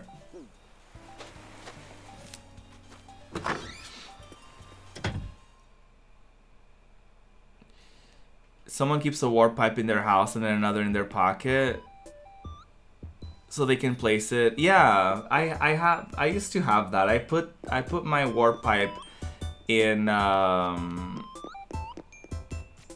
put my warp pipe in my oh my god, whatchamacallit. I put one behind my house, and I put one next to the store. A Pokemon on the beach? No? What do I want to wear today? I have so many outfits over here that I don't like that I don't even like. I should just get rid of some of them. I want to wear my jester shoes because I'm a clown. So I'm gonna wear those. I'm gonna wear the egg sushi costume. And I don't think I have any clown-esque thing to go up top. I'll do that. You know what? Chaotic energy. We're going with chaotic energy on this day. That's me. Hello. That's me. I don't have any updates for the house or anything of the sort. I have a new speaker. An adorable clown you are. Thank you. I have a little arcade machine. I have a little clownfish in my room. My room is actually very nice. I really appreciate my room. I do. And then I have the egg room because it was egg day recently, and so I made an egg room to resemble for a place for me to put all of the egg related things without having to, you know, mess around with my storage. I think also my Joy-Con is like having some drift because I played Mario Kart recently. So I love that for me. Yeah, I got all the egg day items, so I just stuffed the room with those, and I don't wanna I don't wanna deal with any of them. What are these? Let me see if I want to get rid of stuff. Imperial decorative shelves. Let me see. Oh, there's no... Okay, of course there's no place. Let me look at my pockets. Ooh! Oh, that's cute.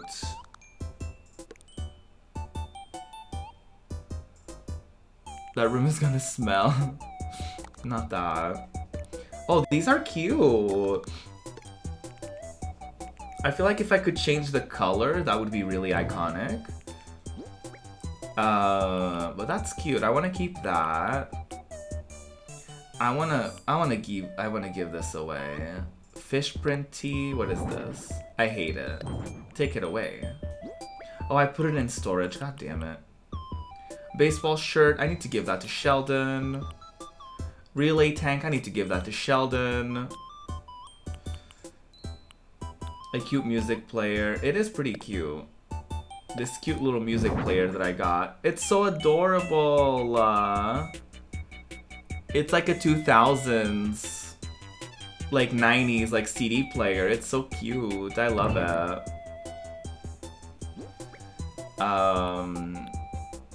Cherry Blossoms tree wall. I don't want to place that, but I do want to store that at some point. Yeah, I just have like a lot of shit, y'all. Just have a lot of shit. I'm gonna go try to find Sheldon and give him something. I feel like I'm gonna try to give away some of my outfits to people in the village, in the island. Oh, not that. KK Marathon, Happy Home Academy, rank S. Love that for me.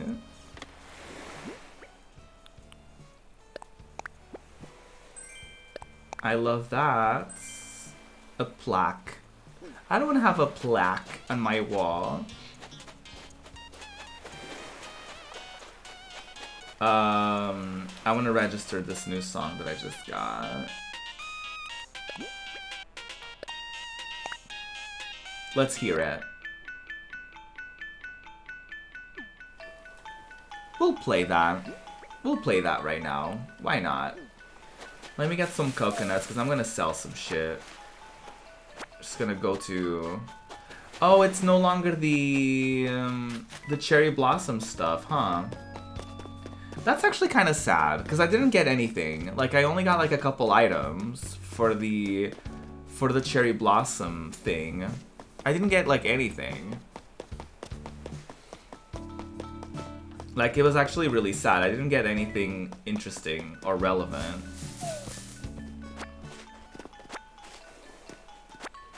Yeah, some cherries. It's actually funny because I don't think the cherry trees actually gave you cherry blossoms, and it's, you know, the irony of that was very interesting to me. Okay, perfect. My pockets are full, so let's go sell some shit.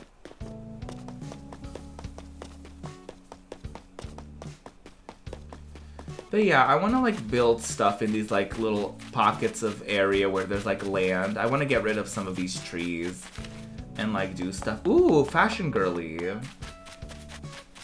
Hold on, let's go to the new Nook's Cranny. Oh, hi. Hi, Norma. How are things, Hoof Hoo? What's the latest? Do you have anything fun planned for later, Ruby? I'm not the best at small talk. Aw, me. Hi, Diana. A new friend. We got rid of Keaton. There you are, Nodoy, and looking fabulous as ever, I see. I hope you have something exciting planned for today. It can be quite invigorating to change your routine. Why is everyone pressuring me to have something exciting to do? Oh, Pietro! Time for another semi-professional lesson in reactions from yours truly. This is for when you just can't even. Pietro, I feel you. You know what I mean, Hong Kong? I do. I know exactly what you mean, Pietro. It's like when you get so much chocolate on Valentine's Day that you can't eat all of it. So you give resignation a try and watch the sympathy roll in. I feel you. I feel you, Pietro. A fucking mood. It's, oh, Pietro, that's a mood. I love Pietro so much. Oh, Norma. Just chilling by the tree. The other day, I wish I filmed it, but Norma was so enthralled by the cherry blossom. She was like following the cherry blossoms as they fell, and she was like, oh. It was so fucking cute. It was like one of the most precious things that I've ever witnessed in this game. Pietro has a lot of love to go around, yeah. Hi, Fred. Stu! I love the new space, girlies. Oh my god. Oh, I love it. Fucking love it. What is this? Pro tape recorder. Oh, that's kind of iconic. Oh, I don't have enough money on me right now. Hi, Stu. It could be kind of neat having a throwback. It could be kind of neat having a throwback mid chair. Maybe so. Oh, another arcade machine. Wig. Oh my god. I need. That chair is kind of cute. For Sheldon.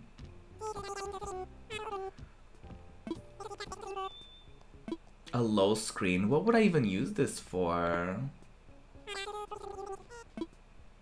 That's interesting. I want to get that though. I don't know if I have enough in my... in like the bank. Oh, can I sell stuff to you? I want to sell. For a Sheldon, right. Because he's the only jock I have. No, no, it's just, you know, not for me. Just not for me. Do I just keep all my cherry blossoms? I do have a bunch in my inventory. I think I'm just gonna keep some of them for next year. I'm gonna sell the iron.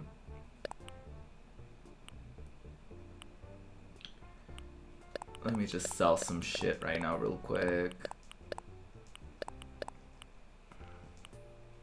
I made some fish bait for the tournament. You got rid of your jock finally? Oh, I don't want to get rid of Sheldon. He's a cutie. I love Sheldon. Sounds great. I need that arcade machine, girl. I already have one, but I would love to have another. I hate that you can't make like a building, like a, you know what I mean? Like you can't actually make like a cafe or like, because I wanted to make like an arcade cafe kind of situation, but you can't.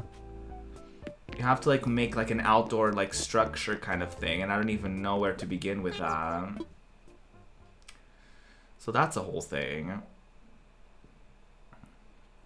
I'll probably keep some of it around for next year for sure. I definitely want to I want to put some of this in storage. But I want to get rid of some stuff. Like, I think clothes in Animal Crossing is, like, one of the things that I need to get rid of, like, the most. I mean, there is a bunch of shit that I can just, like,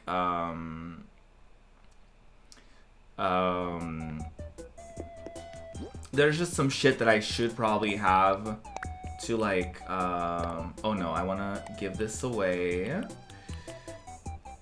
Fish door plate. I really don't want to have these items, but I also like, you know what I mean? Like I also don't know what to do with them. Like I don't want to just like sell them.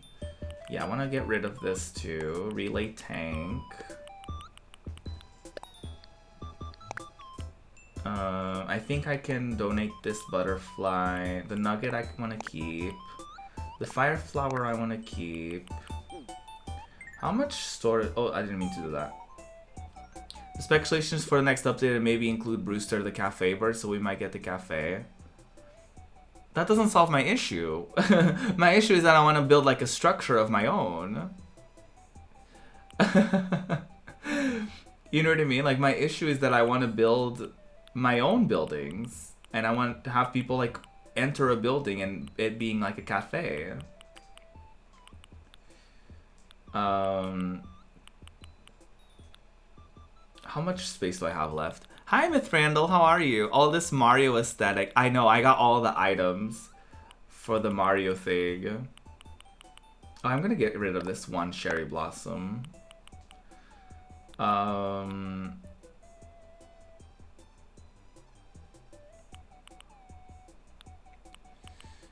Mikey did build a cafe. He set up another account and set the second house to be the cafe, if that counts. I've heard people do that. I don't know if I'll do that though. I want to get rid of this. I want to get rid of that. I want to get rid of this. I don't know why I have so many wetsuits. These umbrellas are cute. I never use umbrellas though, but I'll keep that. I never use the Wario shoes, but I don't know if I want to get rid of them necessarily. I adore all the Mario stuff. Yeah, I got at least like one of each.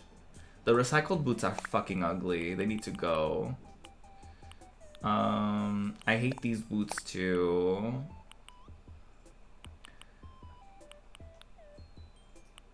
Is there anything else I want to get rid of?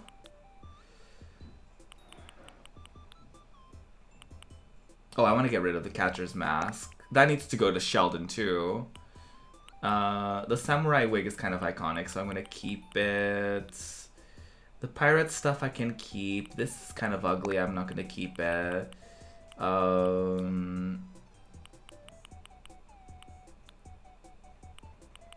What else do I want to get rid of? This dress is not cute. I want to get rid of it. The full body tights is iconic.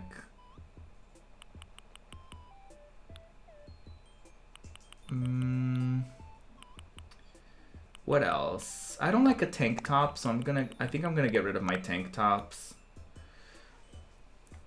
I don't like this dress.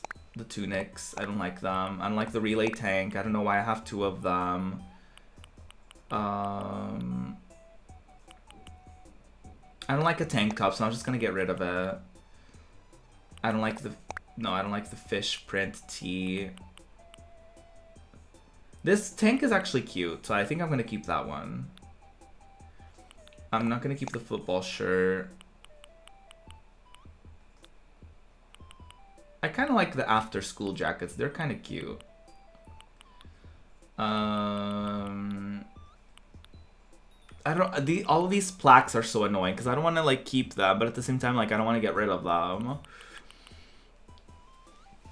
This fish door plate. Maybe I'll just give it away to someone. I don't know.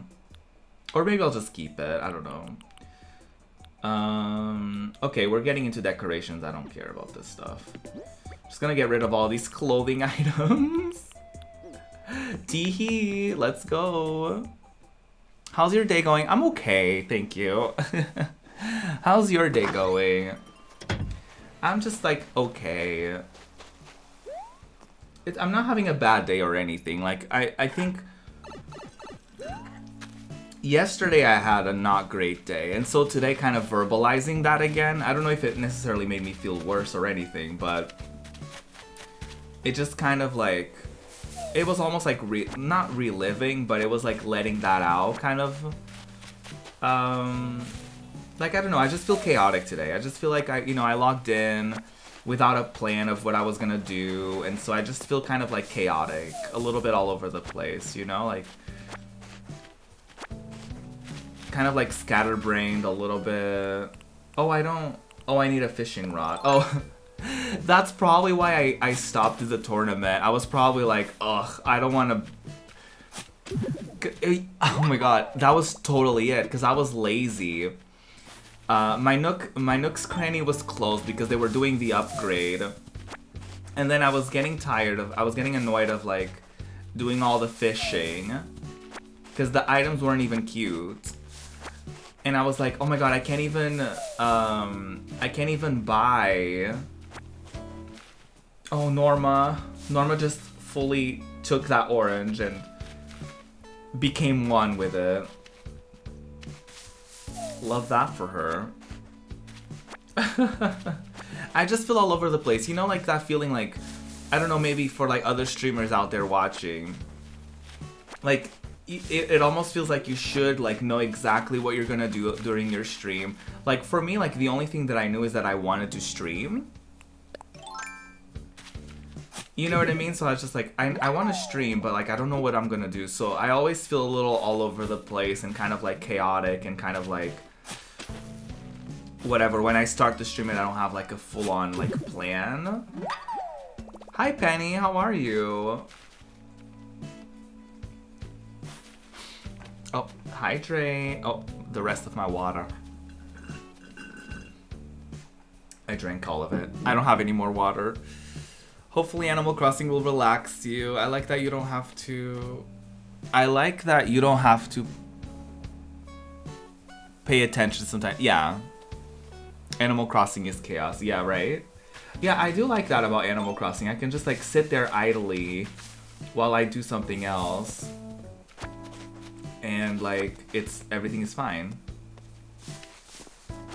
All of my fruit trees are like ready. We do have a visitor in our campsite, so I was thinking we could do some sort of like campsite moment where we can try to get rid of Plucky. I like Plucky. The problem that I have with Plucky is that a lot of the times that I talk to Plucky is always saying stuff like, oh, do you ever wonder what life is like on other islands? And a part of me is like, do you want to find out, bitch? Do you just want to fucking go? I'll just bury it again, whatever.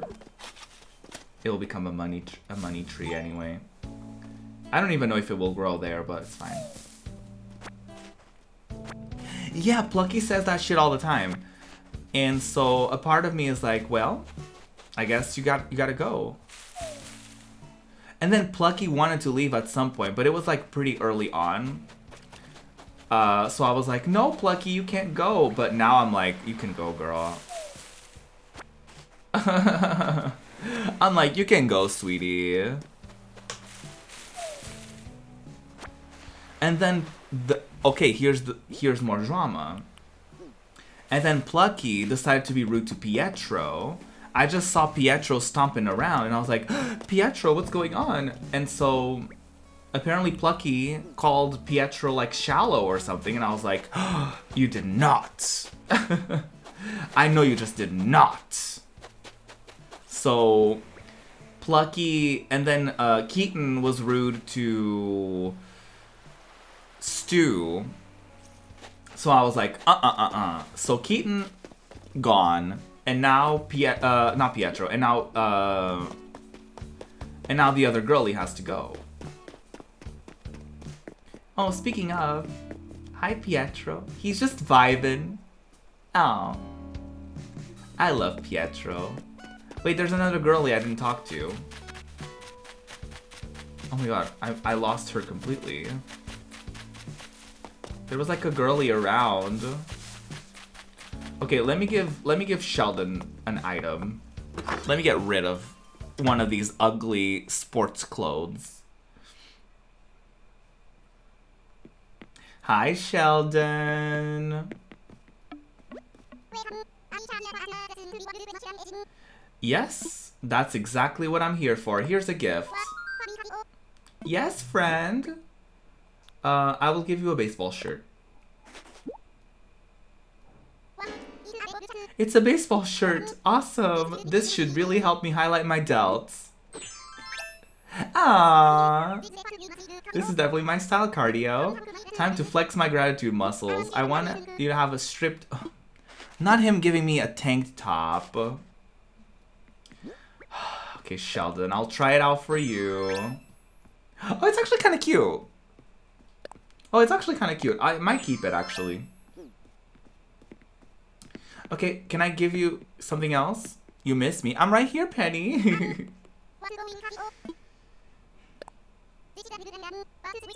Which muscles I'm focusing on today?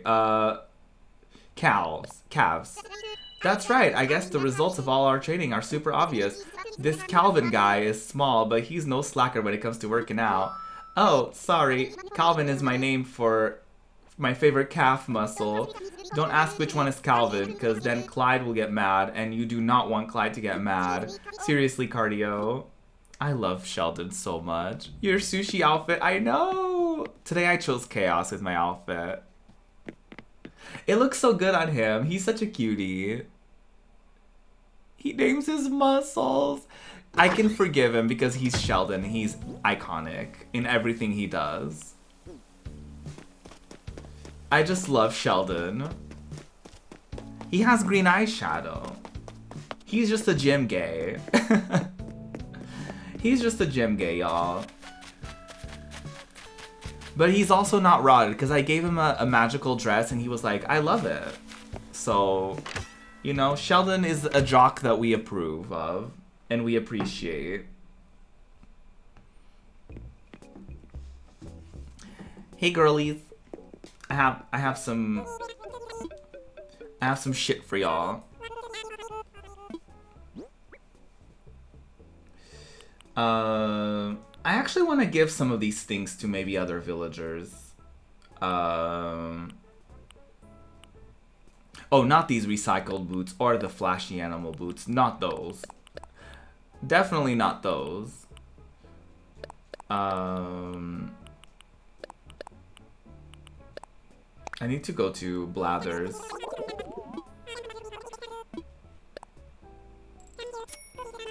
Ooh, how much was this? 64. Oh my god. Okay, I need more. I need more money. Hold on. I need 1,000 more. He names his muscles. Yeah, it's a moment. I probably read that 3 times. It's fine. Oh my god. There you go. Let me show these to Blathers because he probably won't accept all of them. Because I've gotten to a point where Blathers doesn't really accept a lot of my donations anymore. A lot of my fossils anymore. Because we already have so many of them. I have some fossils, girly. I have 1, 2, 3, 4, 5, honey. More than one. Let's take a closer look. Oh, we literally all read all of them. Okay, great. Do I have anything for you? I do have the butterfly. Yeah, lovely.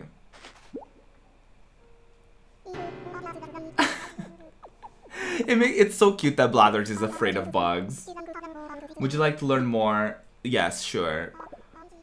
Oh, I love Blathers.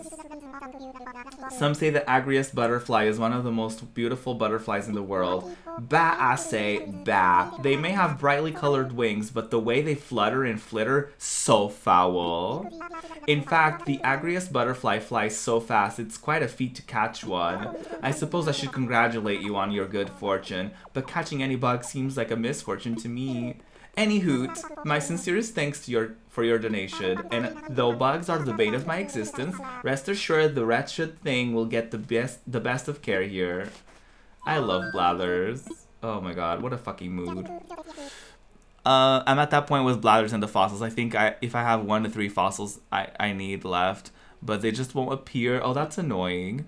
Off to my appointment. Bye, Ruby. Have a wonderful rest of your stream. You're the best. You're the best. Have a good one, Fly. Have a good one. I hope you have a wonderful rest of your day. Okay, so we can sell some shit. Because Blathers will not accept any of our fossils.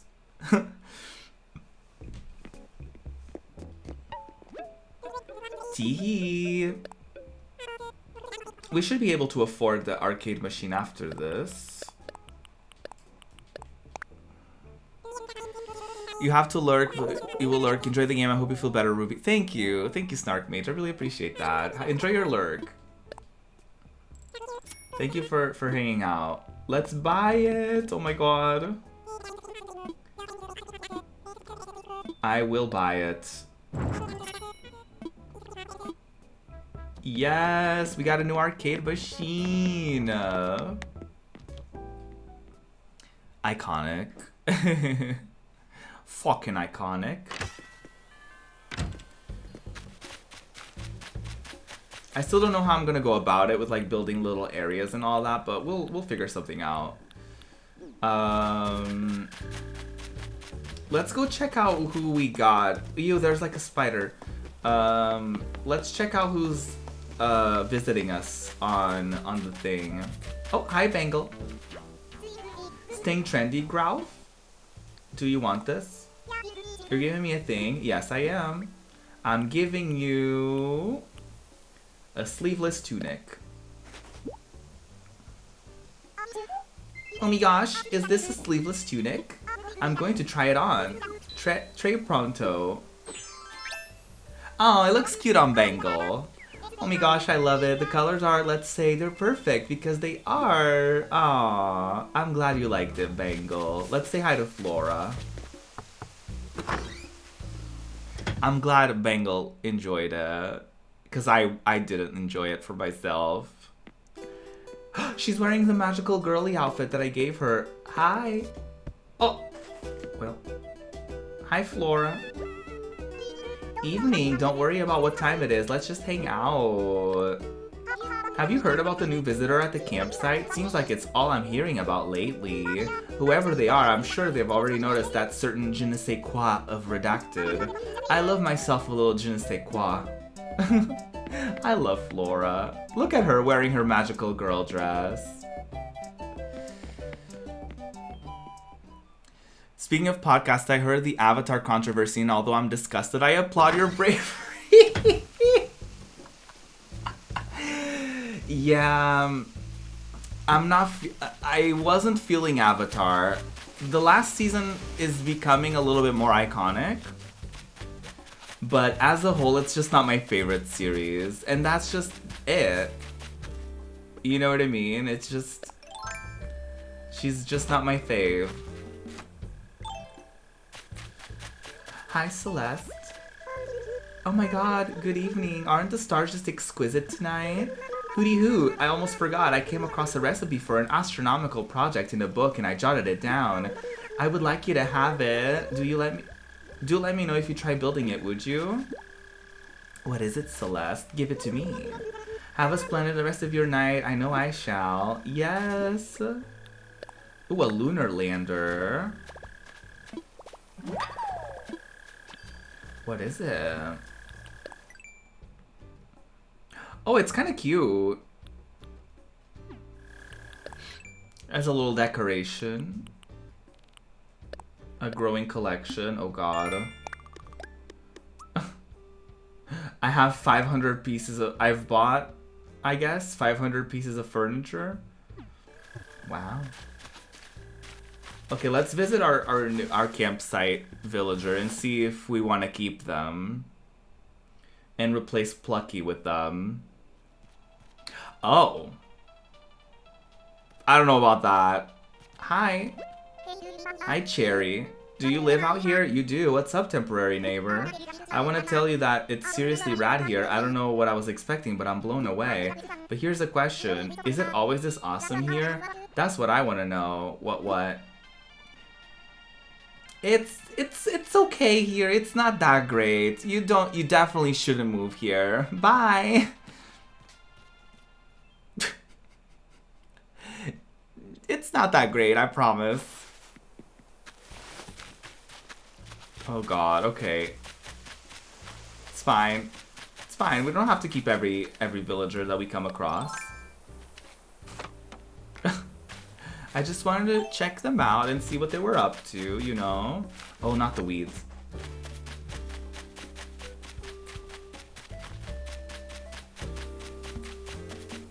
But yeah.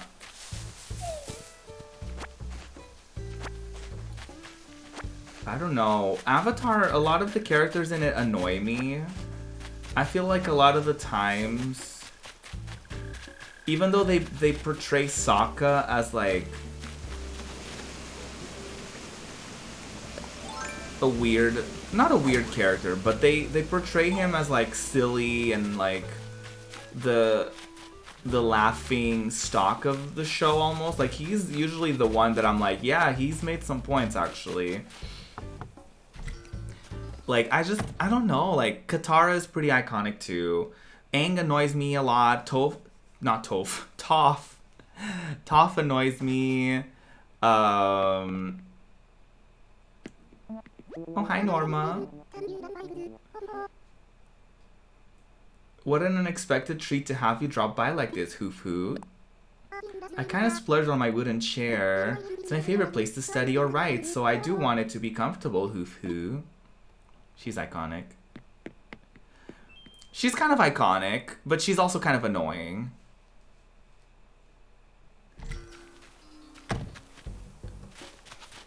No, she is. She's both annoying and iconic. I do recognize her iconic moments, but a lot of the times, like in just like random ass episodes, she's annoying.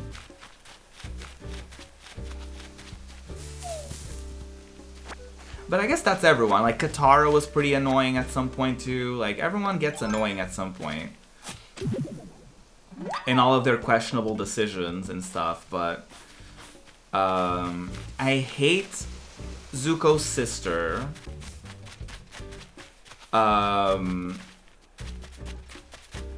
Zuko is also... gets on my nerves pretty often. He's obviously redeeming himself in season 3, or at least trying to, but I don't know. I don't like the way that he's. Maybe I'll do a review of that. Do y'all want to see me review Avatar: The Last Airbender for my next review on Patreon/Ko-fi? Because I did a review of Crash Landing on You. If you do !Patreon or !Tip, you can find that. You can find those there. Ruby's honest reviews. Yeah, Ruby's reviews. I did a review of Crash Landing on You, which I loved.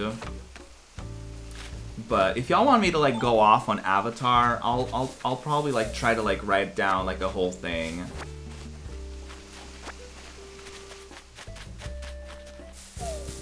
I'm thinking of making the next one almost like a PowerPoint presentation. So I have like certain notes down, and so like whenever I'm talking about a certain character, y'all can see the character in the background of my video or something like that. I was thinking of doing something along those lines for my next review.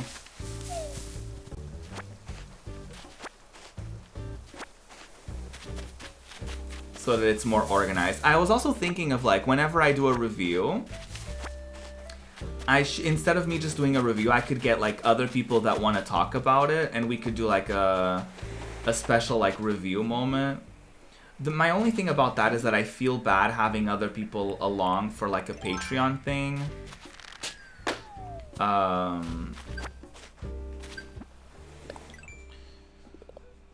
But I was thinking of doing something like that, where I almost have a little, not like a PowerPoint presentation per se, but I just have like things in the background, like a PowerPoint presentation, but not a PowerPoint presentation, where it's just like I have my notes down, I have some things, and y'all can see what I'm talking about and all that.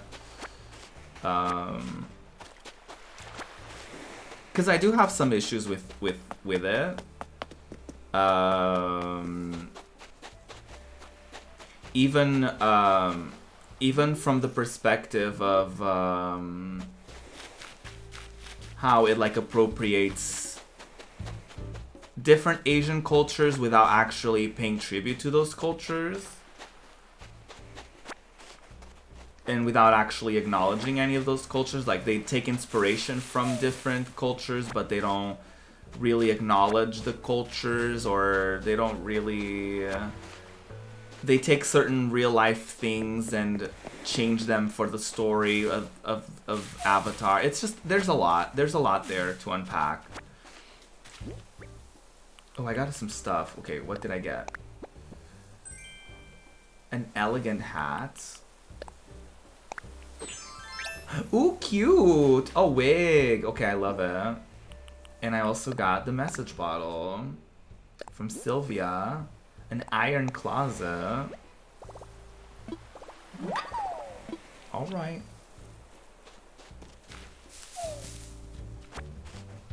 I have so many trees. I just need to chop down some trees at this point. Do a little presentation, you know. Maybe I should. Maybe I should. Oh. That was so quiet. There was like one time that Celeste visited my island and there wasn't like any... Ooh. Oh my god. There were like 2 of them, but I couldn't get them for some reason. Oh! Not that. These hermit crabs always get me. I'm like, ooh! Oh! Oh my god. The way I was looking up because I thought I heard something, but then the shooting star appears.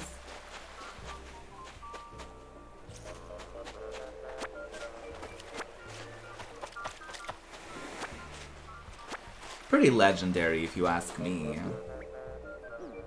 Oh, my pockets are almost filled.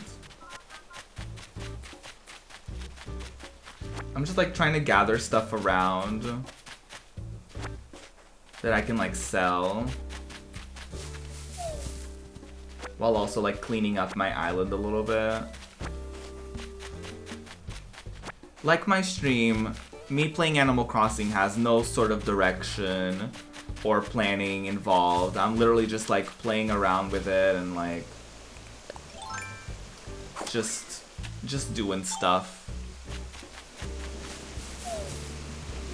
Not that I feel like whenever you play Animal Crossing you should have a plan, but I do think that some people, especially when they stream it... Oh, this is a nice house. It's Diana's house. That's a very nice house.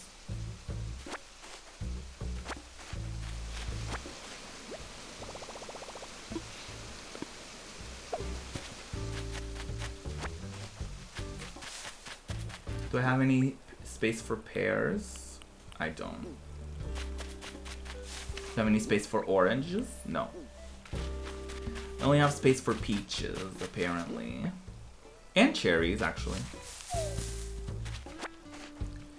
But what are y'all up to this week? Do y'all have any goals? Anything you want to get done? Anything that you want to do? Experience, etc.?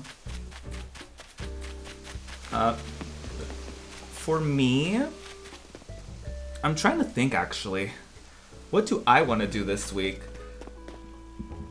One exciting thing that I'm very excited for is that Ruin is actually gonna join us on Just Gaming Things for this week's episode. So that's gonna be exciting and fun. Other than that, I'm looking forward to a week of streams, of course.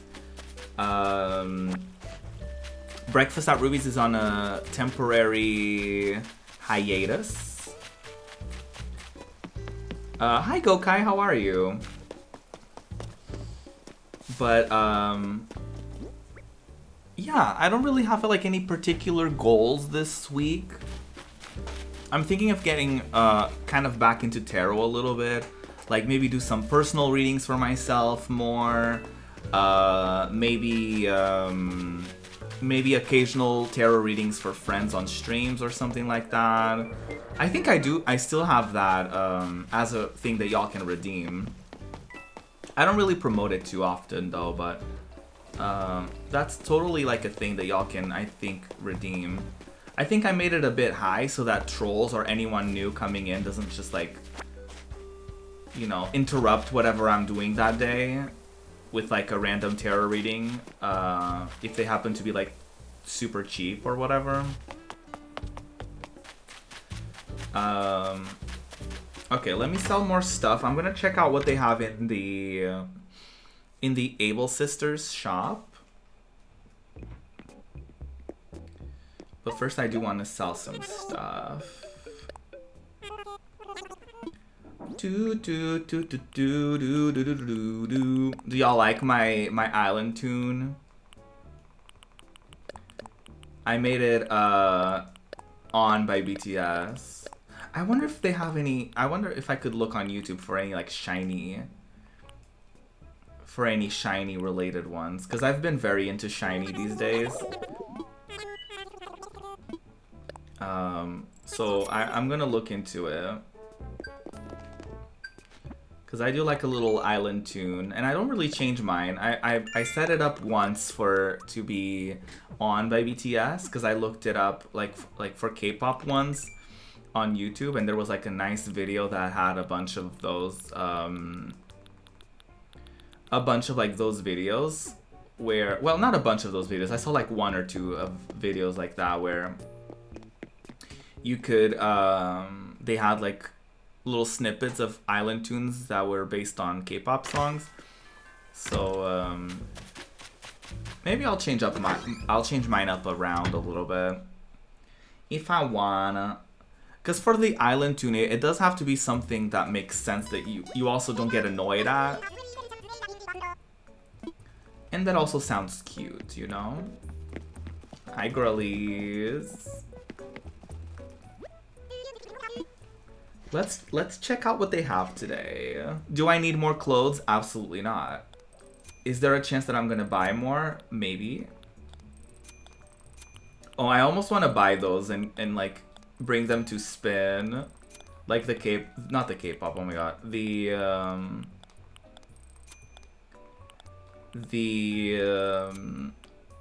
oh my god, like all the Western, all the cowboy stuff. I almost want to like purchase a bunch of them and give them to spin.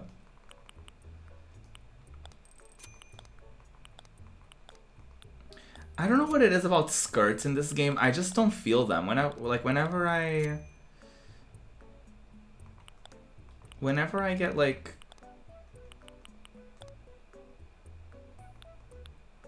I actually like these pants. But whenever I a mohawk wig, oh my god.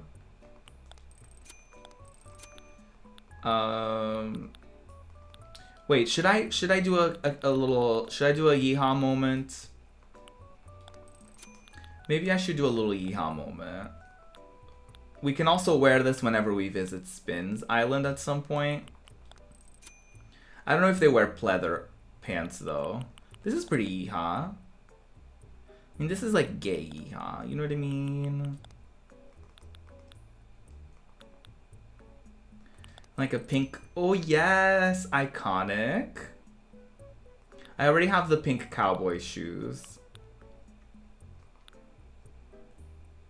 So I don't need those. I already have pink cowboy shoes like these. Oh my god, this is gonna be so iconic. Oh my god, nobody showed this to Spin. I want to surprise him. Next time I visit him. Don't show this to Spin. I'm not gonna wear it, no. I want to keep it a surprise. Iconic. Tee. That's my Old Town Road outfit. That's gonna be my Old Town Road outfit for future reference. So teehee.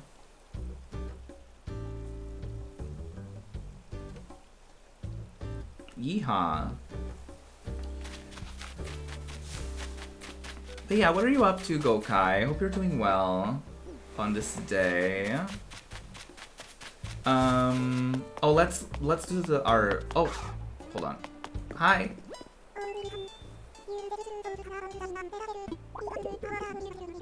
I can help you.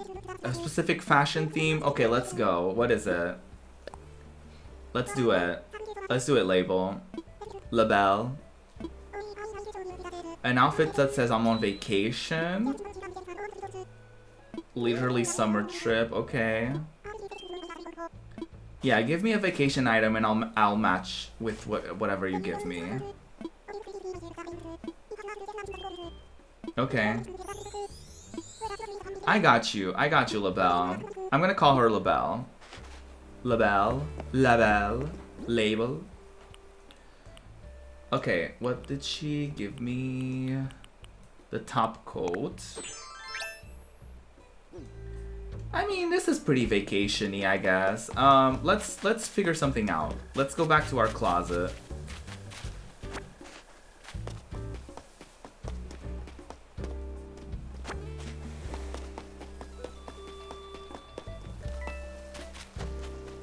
Let's figure out an outfit for this occasion.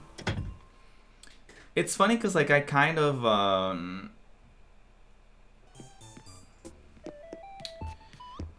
when I thought vacation, I thought, like, you know, like a Hawaiian shirt, like shorts, you know, like swimwear. I didn't think, like, coat. You know what I mean? This hat can kind of match if we make the rest of our outfit kind of match too. Okay, for the bottom. Oh, there you go. A little pants. No, not stripes, because we already have stripes up top.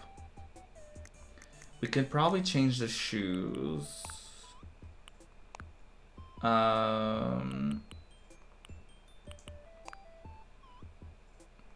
Let's pick something. Oh, this is cute. I'm here for this. I kind of wanted something kind of bluish, though. Nah, I don't really feel these. What about these? No, I'm not feeling the boots either. Yeah, maybe I'll just go with the high tops. These are cute. This is kind of a cute little outfit. Okay, fine. Maybe I'll change the hat. Maybe the hat is not giving me vacation vibes. Oh, this is kind of cute. This is kind of a moment. Kablam. Fashion. Oh, this is cute. Oh, I like this. This is a moment. A little bubblegum moment, you know? Pink and blue. Oh, thank you so much for following, Jangles. Welcome on in.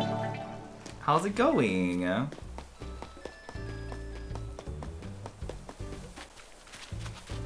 A wonderful, radically kind gamer. Welcome on in. It's very nice to meet you. Howdy, friend. It's very nice to meet you. How are you doing?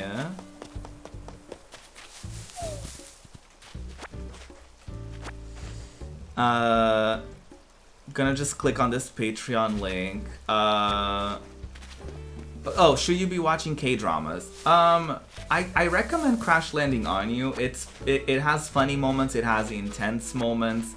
You can definitely check out like the beginning if you want to on my Patreon. I do have the beginning 20-ish minutes are spoiler free. So you can get an idea of what I feel about it. But it's a positive review. I did enjoy the show a lot. It's definitely like it's K-dramas as far as I understand. I only watched that one, but as far as I understand, it's definitely a thing where it's like dramatic and you never know what to expect. You never know what's coming next. And so, you know, just a different type of just TV shows produced in Korea. That's it, you know? If you like TV shows,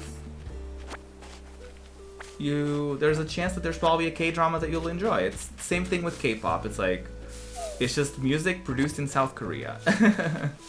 So if you enjoy music, different kinds of music, there's a chance that there will be something for you that you enjoy.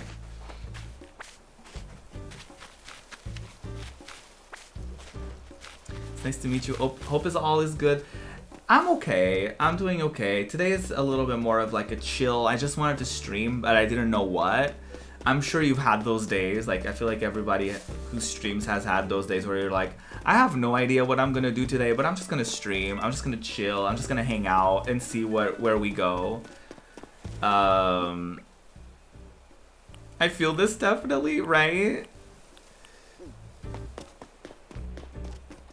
I get you. Yeah, it's one of those days. Like, I'm okay. Yesterday I was feeling kind of like overwhelmed, lonely, all of the emotions I feel like I felt yesterday. But today I'm feeling a little better. I'm having a good time hanging out with the friends on stream, doing some casual Animal Crossing stuff. I'm not really doing anything really. I'm just like collecting some fruits, getting some weeds, getting some stuff, talking to some villagers. Just doing the things. I don't know why I'm holding that. Haven't touched Animal Crossing in like 9 months. Oh, I feel ya. Well, I haven't had the game. Oh my god, excuse me. I haven't had the game for that long, but I've already kind of started experiencing a little bit of burnout. Because when I first got it, I was playing it like every single day. So I stopped playing the game for like 3 days. So I'm finally kind of like back into it. I kind of I wasn't gonna stream this today. I was actually gonna stream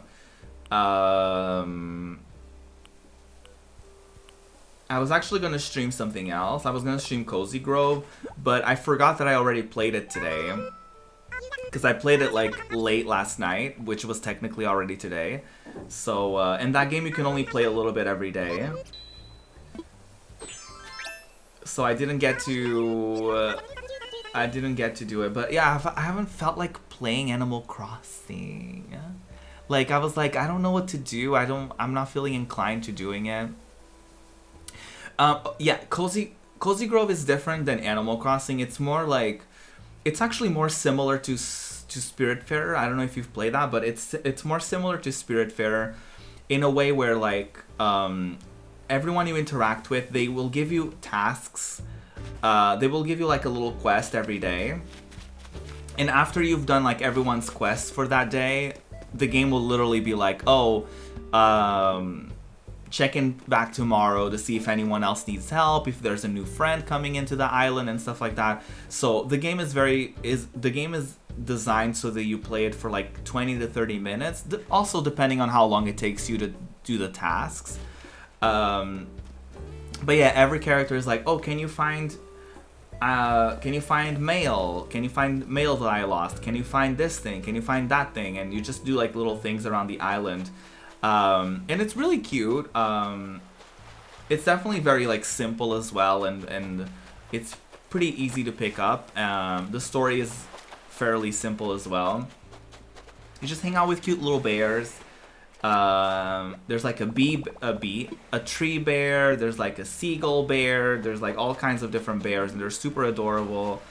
You play as this little scout who's like checking out this like deserted island that's like filled with like bear ghosts. It's super cute. I honestly, there's no way for me to like describe it in a way that will like give it enough justice. See, you know, I love simple going games. Oh, me too. Yeah. Animal Crossing, House Flipper, Bug Snacks, fun games like that. I hate like Bloodborne. Oh, I can't do like hard games. No. Bloodborne, Dark Souls, I'm not into it. I'm not into them at all.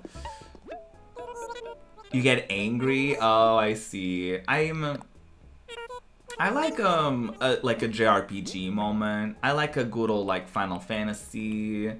I don't mind trying like, I like retro stuff, so like Tomb Raider I play. I mean, those make me a bit angry, but I still play them. I like I've been trying like Majora's Mask. which has been very nice. It's been a journey. It's definitely had its like anger-inducing moments, some annoying moments, but as a whole, I do enjoy the experience that I'm getting out of it. As my first like Legend of Zelda game. But I try a little bit of everything. I like a JRPG. I like a little story-based moment. I like a platformer. I like a little bit of everything, but I can't do like those difficult games. The closest that I've gotten to like a hard game is like Hades, but that one isn't even like annoying. You know what I mean? It's just, and you can turn on God mode so that the game gets easier. Yeah. Constantly repetitive dying with no hopes of proceeding. Yeah. I'm like, nope. I like RPGs too. Story games are always fun. Yeah. I like a little, telltale moment.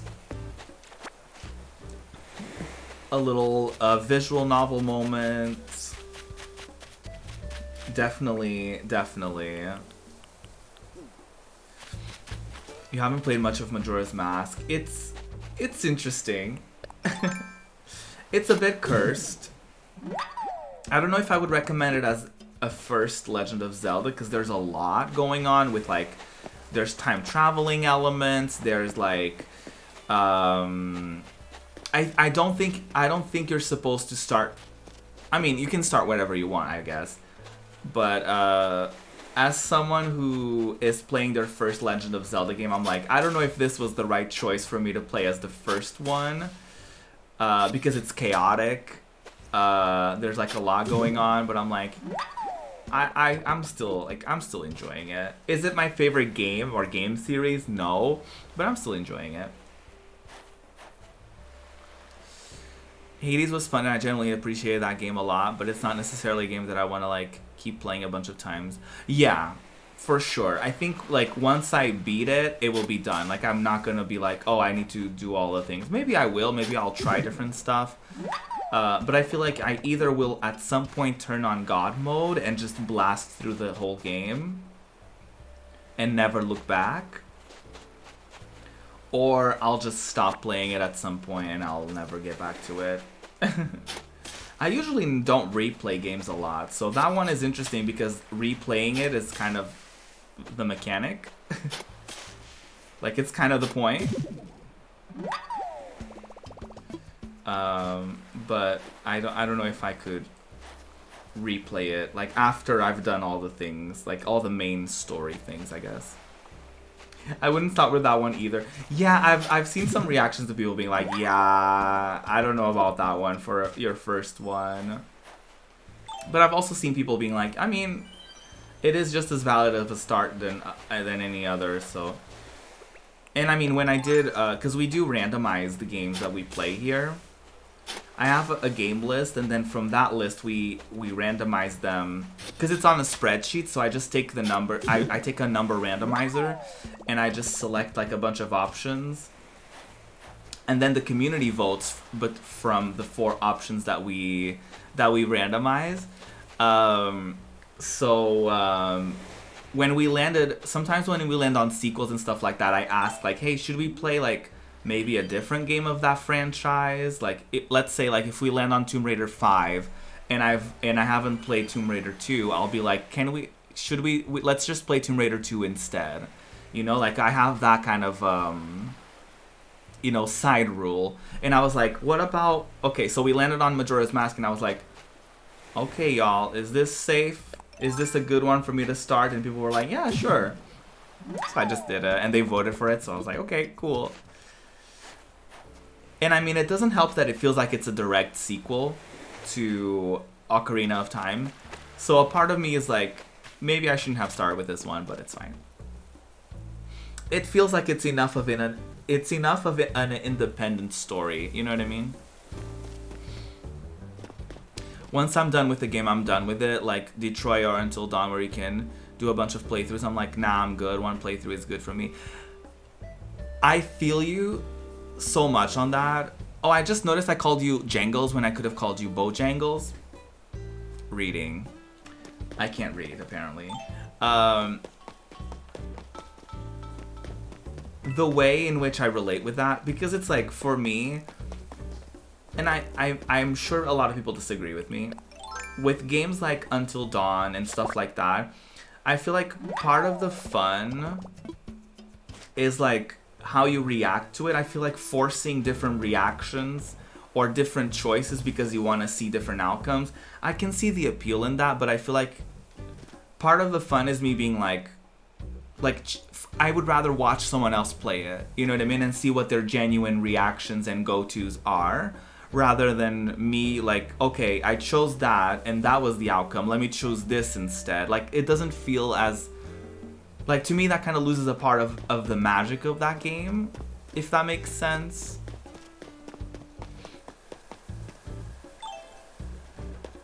Like, and I understand that part of the charm of those games is the fact that you can go back and replay them and get different outcomes. Like, I fully understand that. I totally 100% get that. But a part of me is like, not for me though, you know? Like, for me that's not the appeal of those games.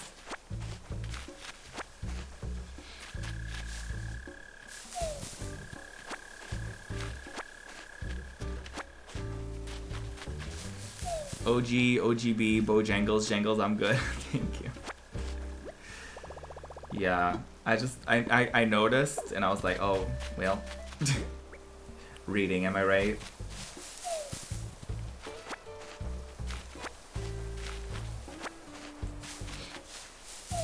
It's a whole moment.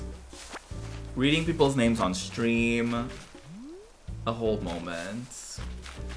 But yeah, how are you getting acquainted with the team? I know it can get very overwhelming. I know when I first joined,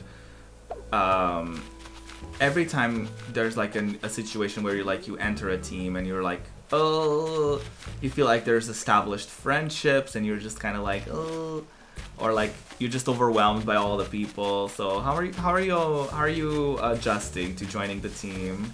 How has it been so far? It's only like day 2, kind of. But I was super excited to see so many folks joining. Oh, I forgot to present my outfit. Hi. Yes, you can. I changed for you.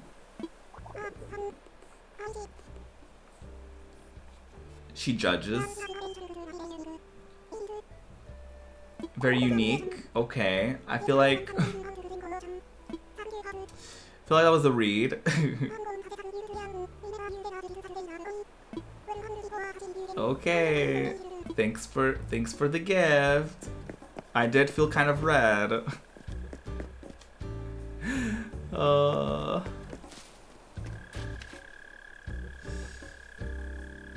I can't read a lot either. I think it's like when you're streaming, you just try to like attach to certain names so it's easier for you or something.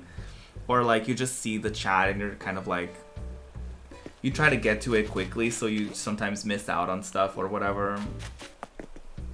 And your brain is also going a million miles per hour because you're doing a lot of different things and thinking about a lot of different things and all of that.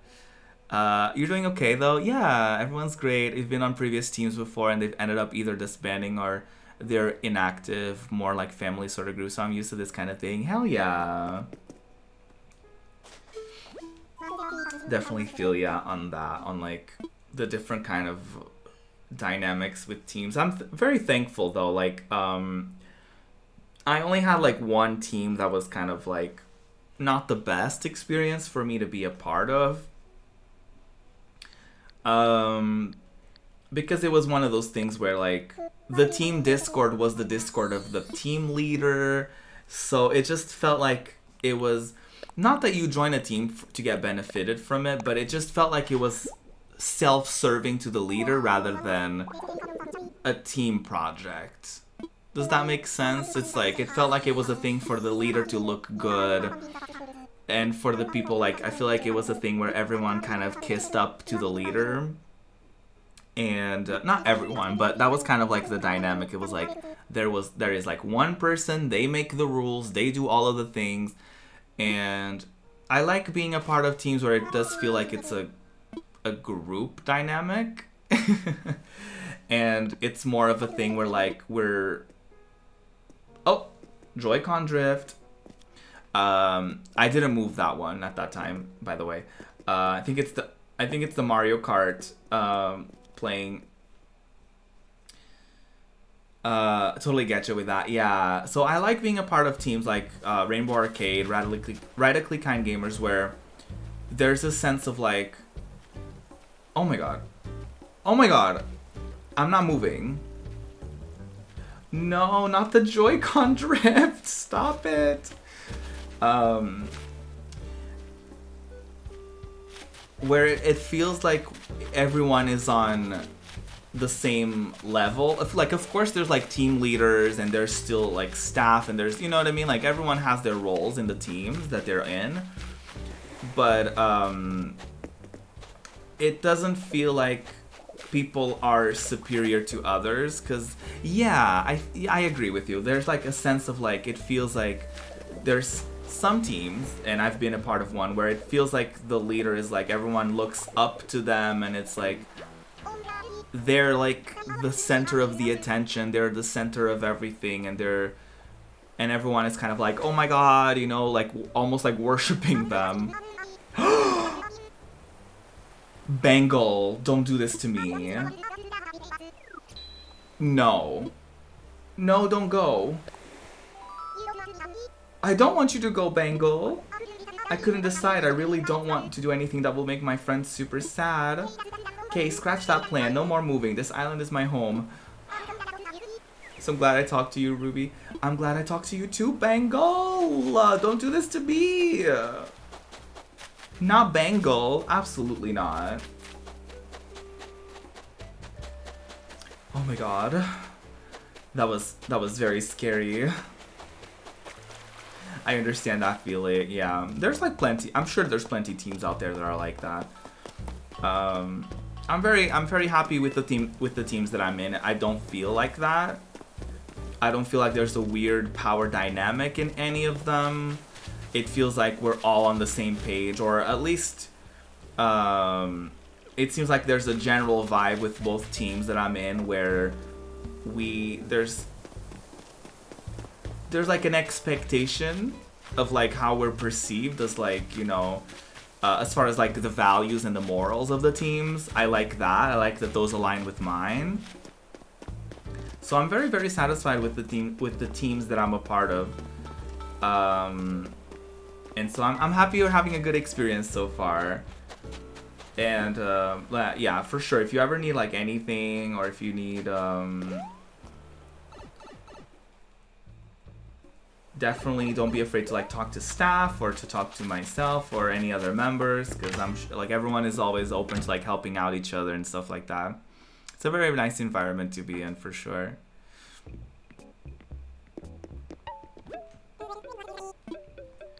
Oh my god. Okay, I just want to sell some stuff and then go. I feel like I'm just gonna kind of wind down a little bit.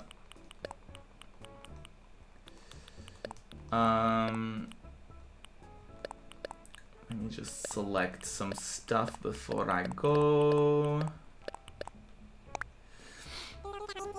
Gotta be comfy with the team we're on, or else why be on it? Yeah, exactly. Exactly. If it doesn't feel right, definitely it's best to just leave. It's best to just like, you know, not be a part of it. Even if it's not like, even if it's a situation where you're not necessarily feeling bad, and you're not necessarily, you know what I mean? Like if you're just like there and you feel like it's not vibing with you and people are not vibing with you and you're not, you don't, and there's not necessarily a thing where you don't like anyone or anything like that. It's just like sometimes you're just like not vibing with everyone, or you're just like not, the team is inactive or whatever, you know what I mean? And you can just like leave.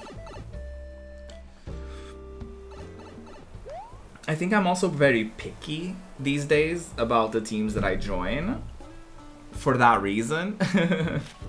Cuz like I don't want to be in a team where everybody's just like worshiping the leader, because it becomes that to the point where sometimes like in some teams out there, people don't even like care to check out everyone else. They just like They just want to like kiss ass, or kiss up to the leader or whatever, and it doesn't like feel like it's a team. It just feels like, you know, it's like self-serving to the person, almost like a pyramid scheme. You know, like it's very like performative, and it feels like it's a team, but it's really like the only person benefiting from it technically is like the leader, which is not cute in my opinion, but to each their own. To each their own. Everyone has their own thing going on.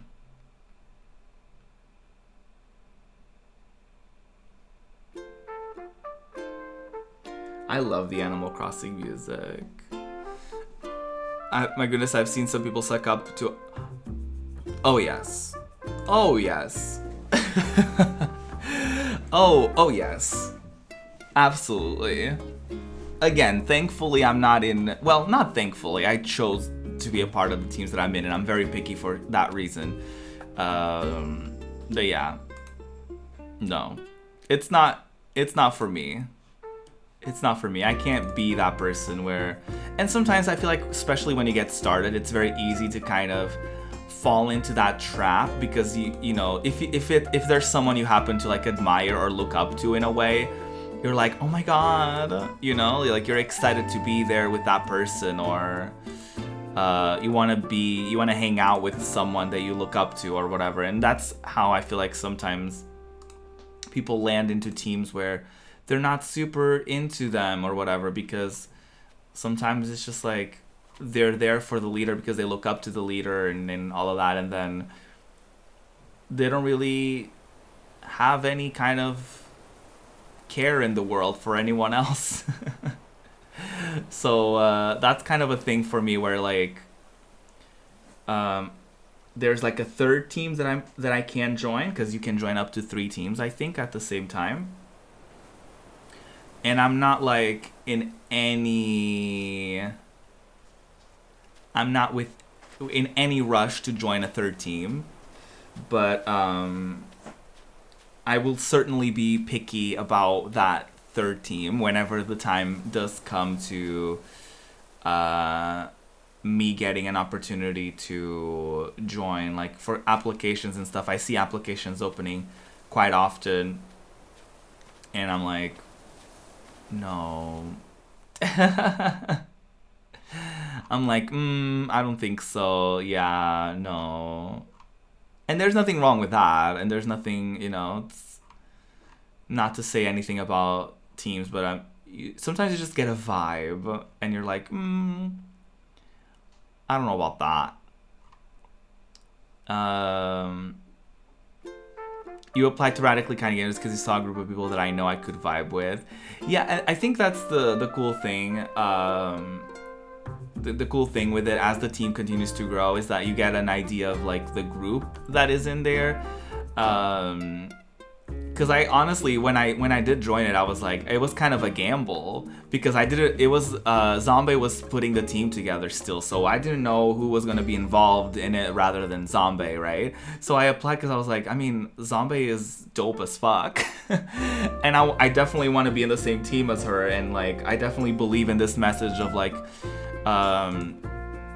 radically kindness versus, you know, toxic positivity. And the way that I see it is like how it's basically the opposite of toxic positivity. It's like when you're radical and radically kind, it's essentially, for me,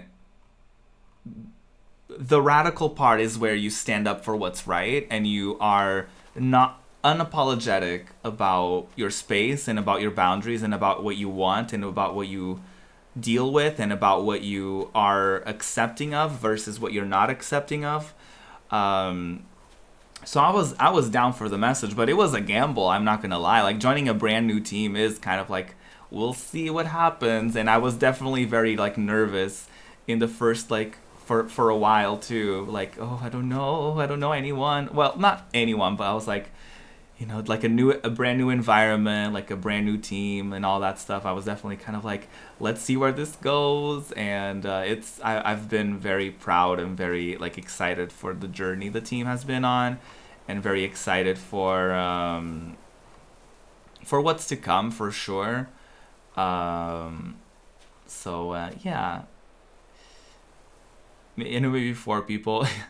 I feel that. I definitely like joining. I don't even know. I don't even remember who I knew in the beginning, because right now it's just so normal to me.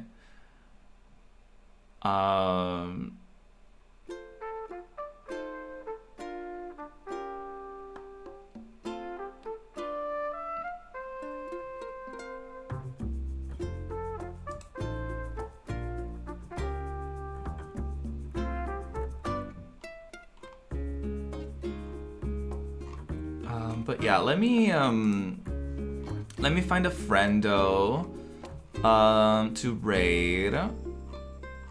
Let's see who is live and who's doing some stuff right now. Yeah, it means you get to go around and make friends. Exactly.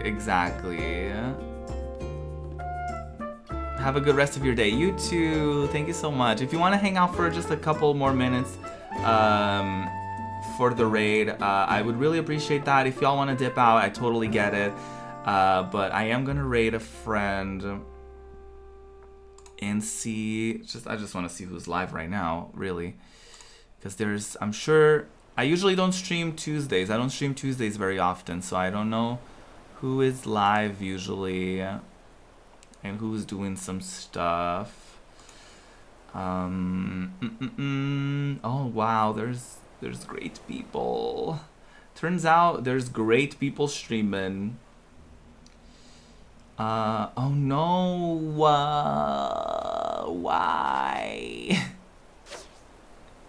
Why are there so many great people on this day? Why are you gonna make this hard for me? I hate making decisions. Oh no.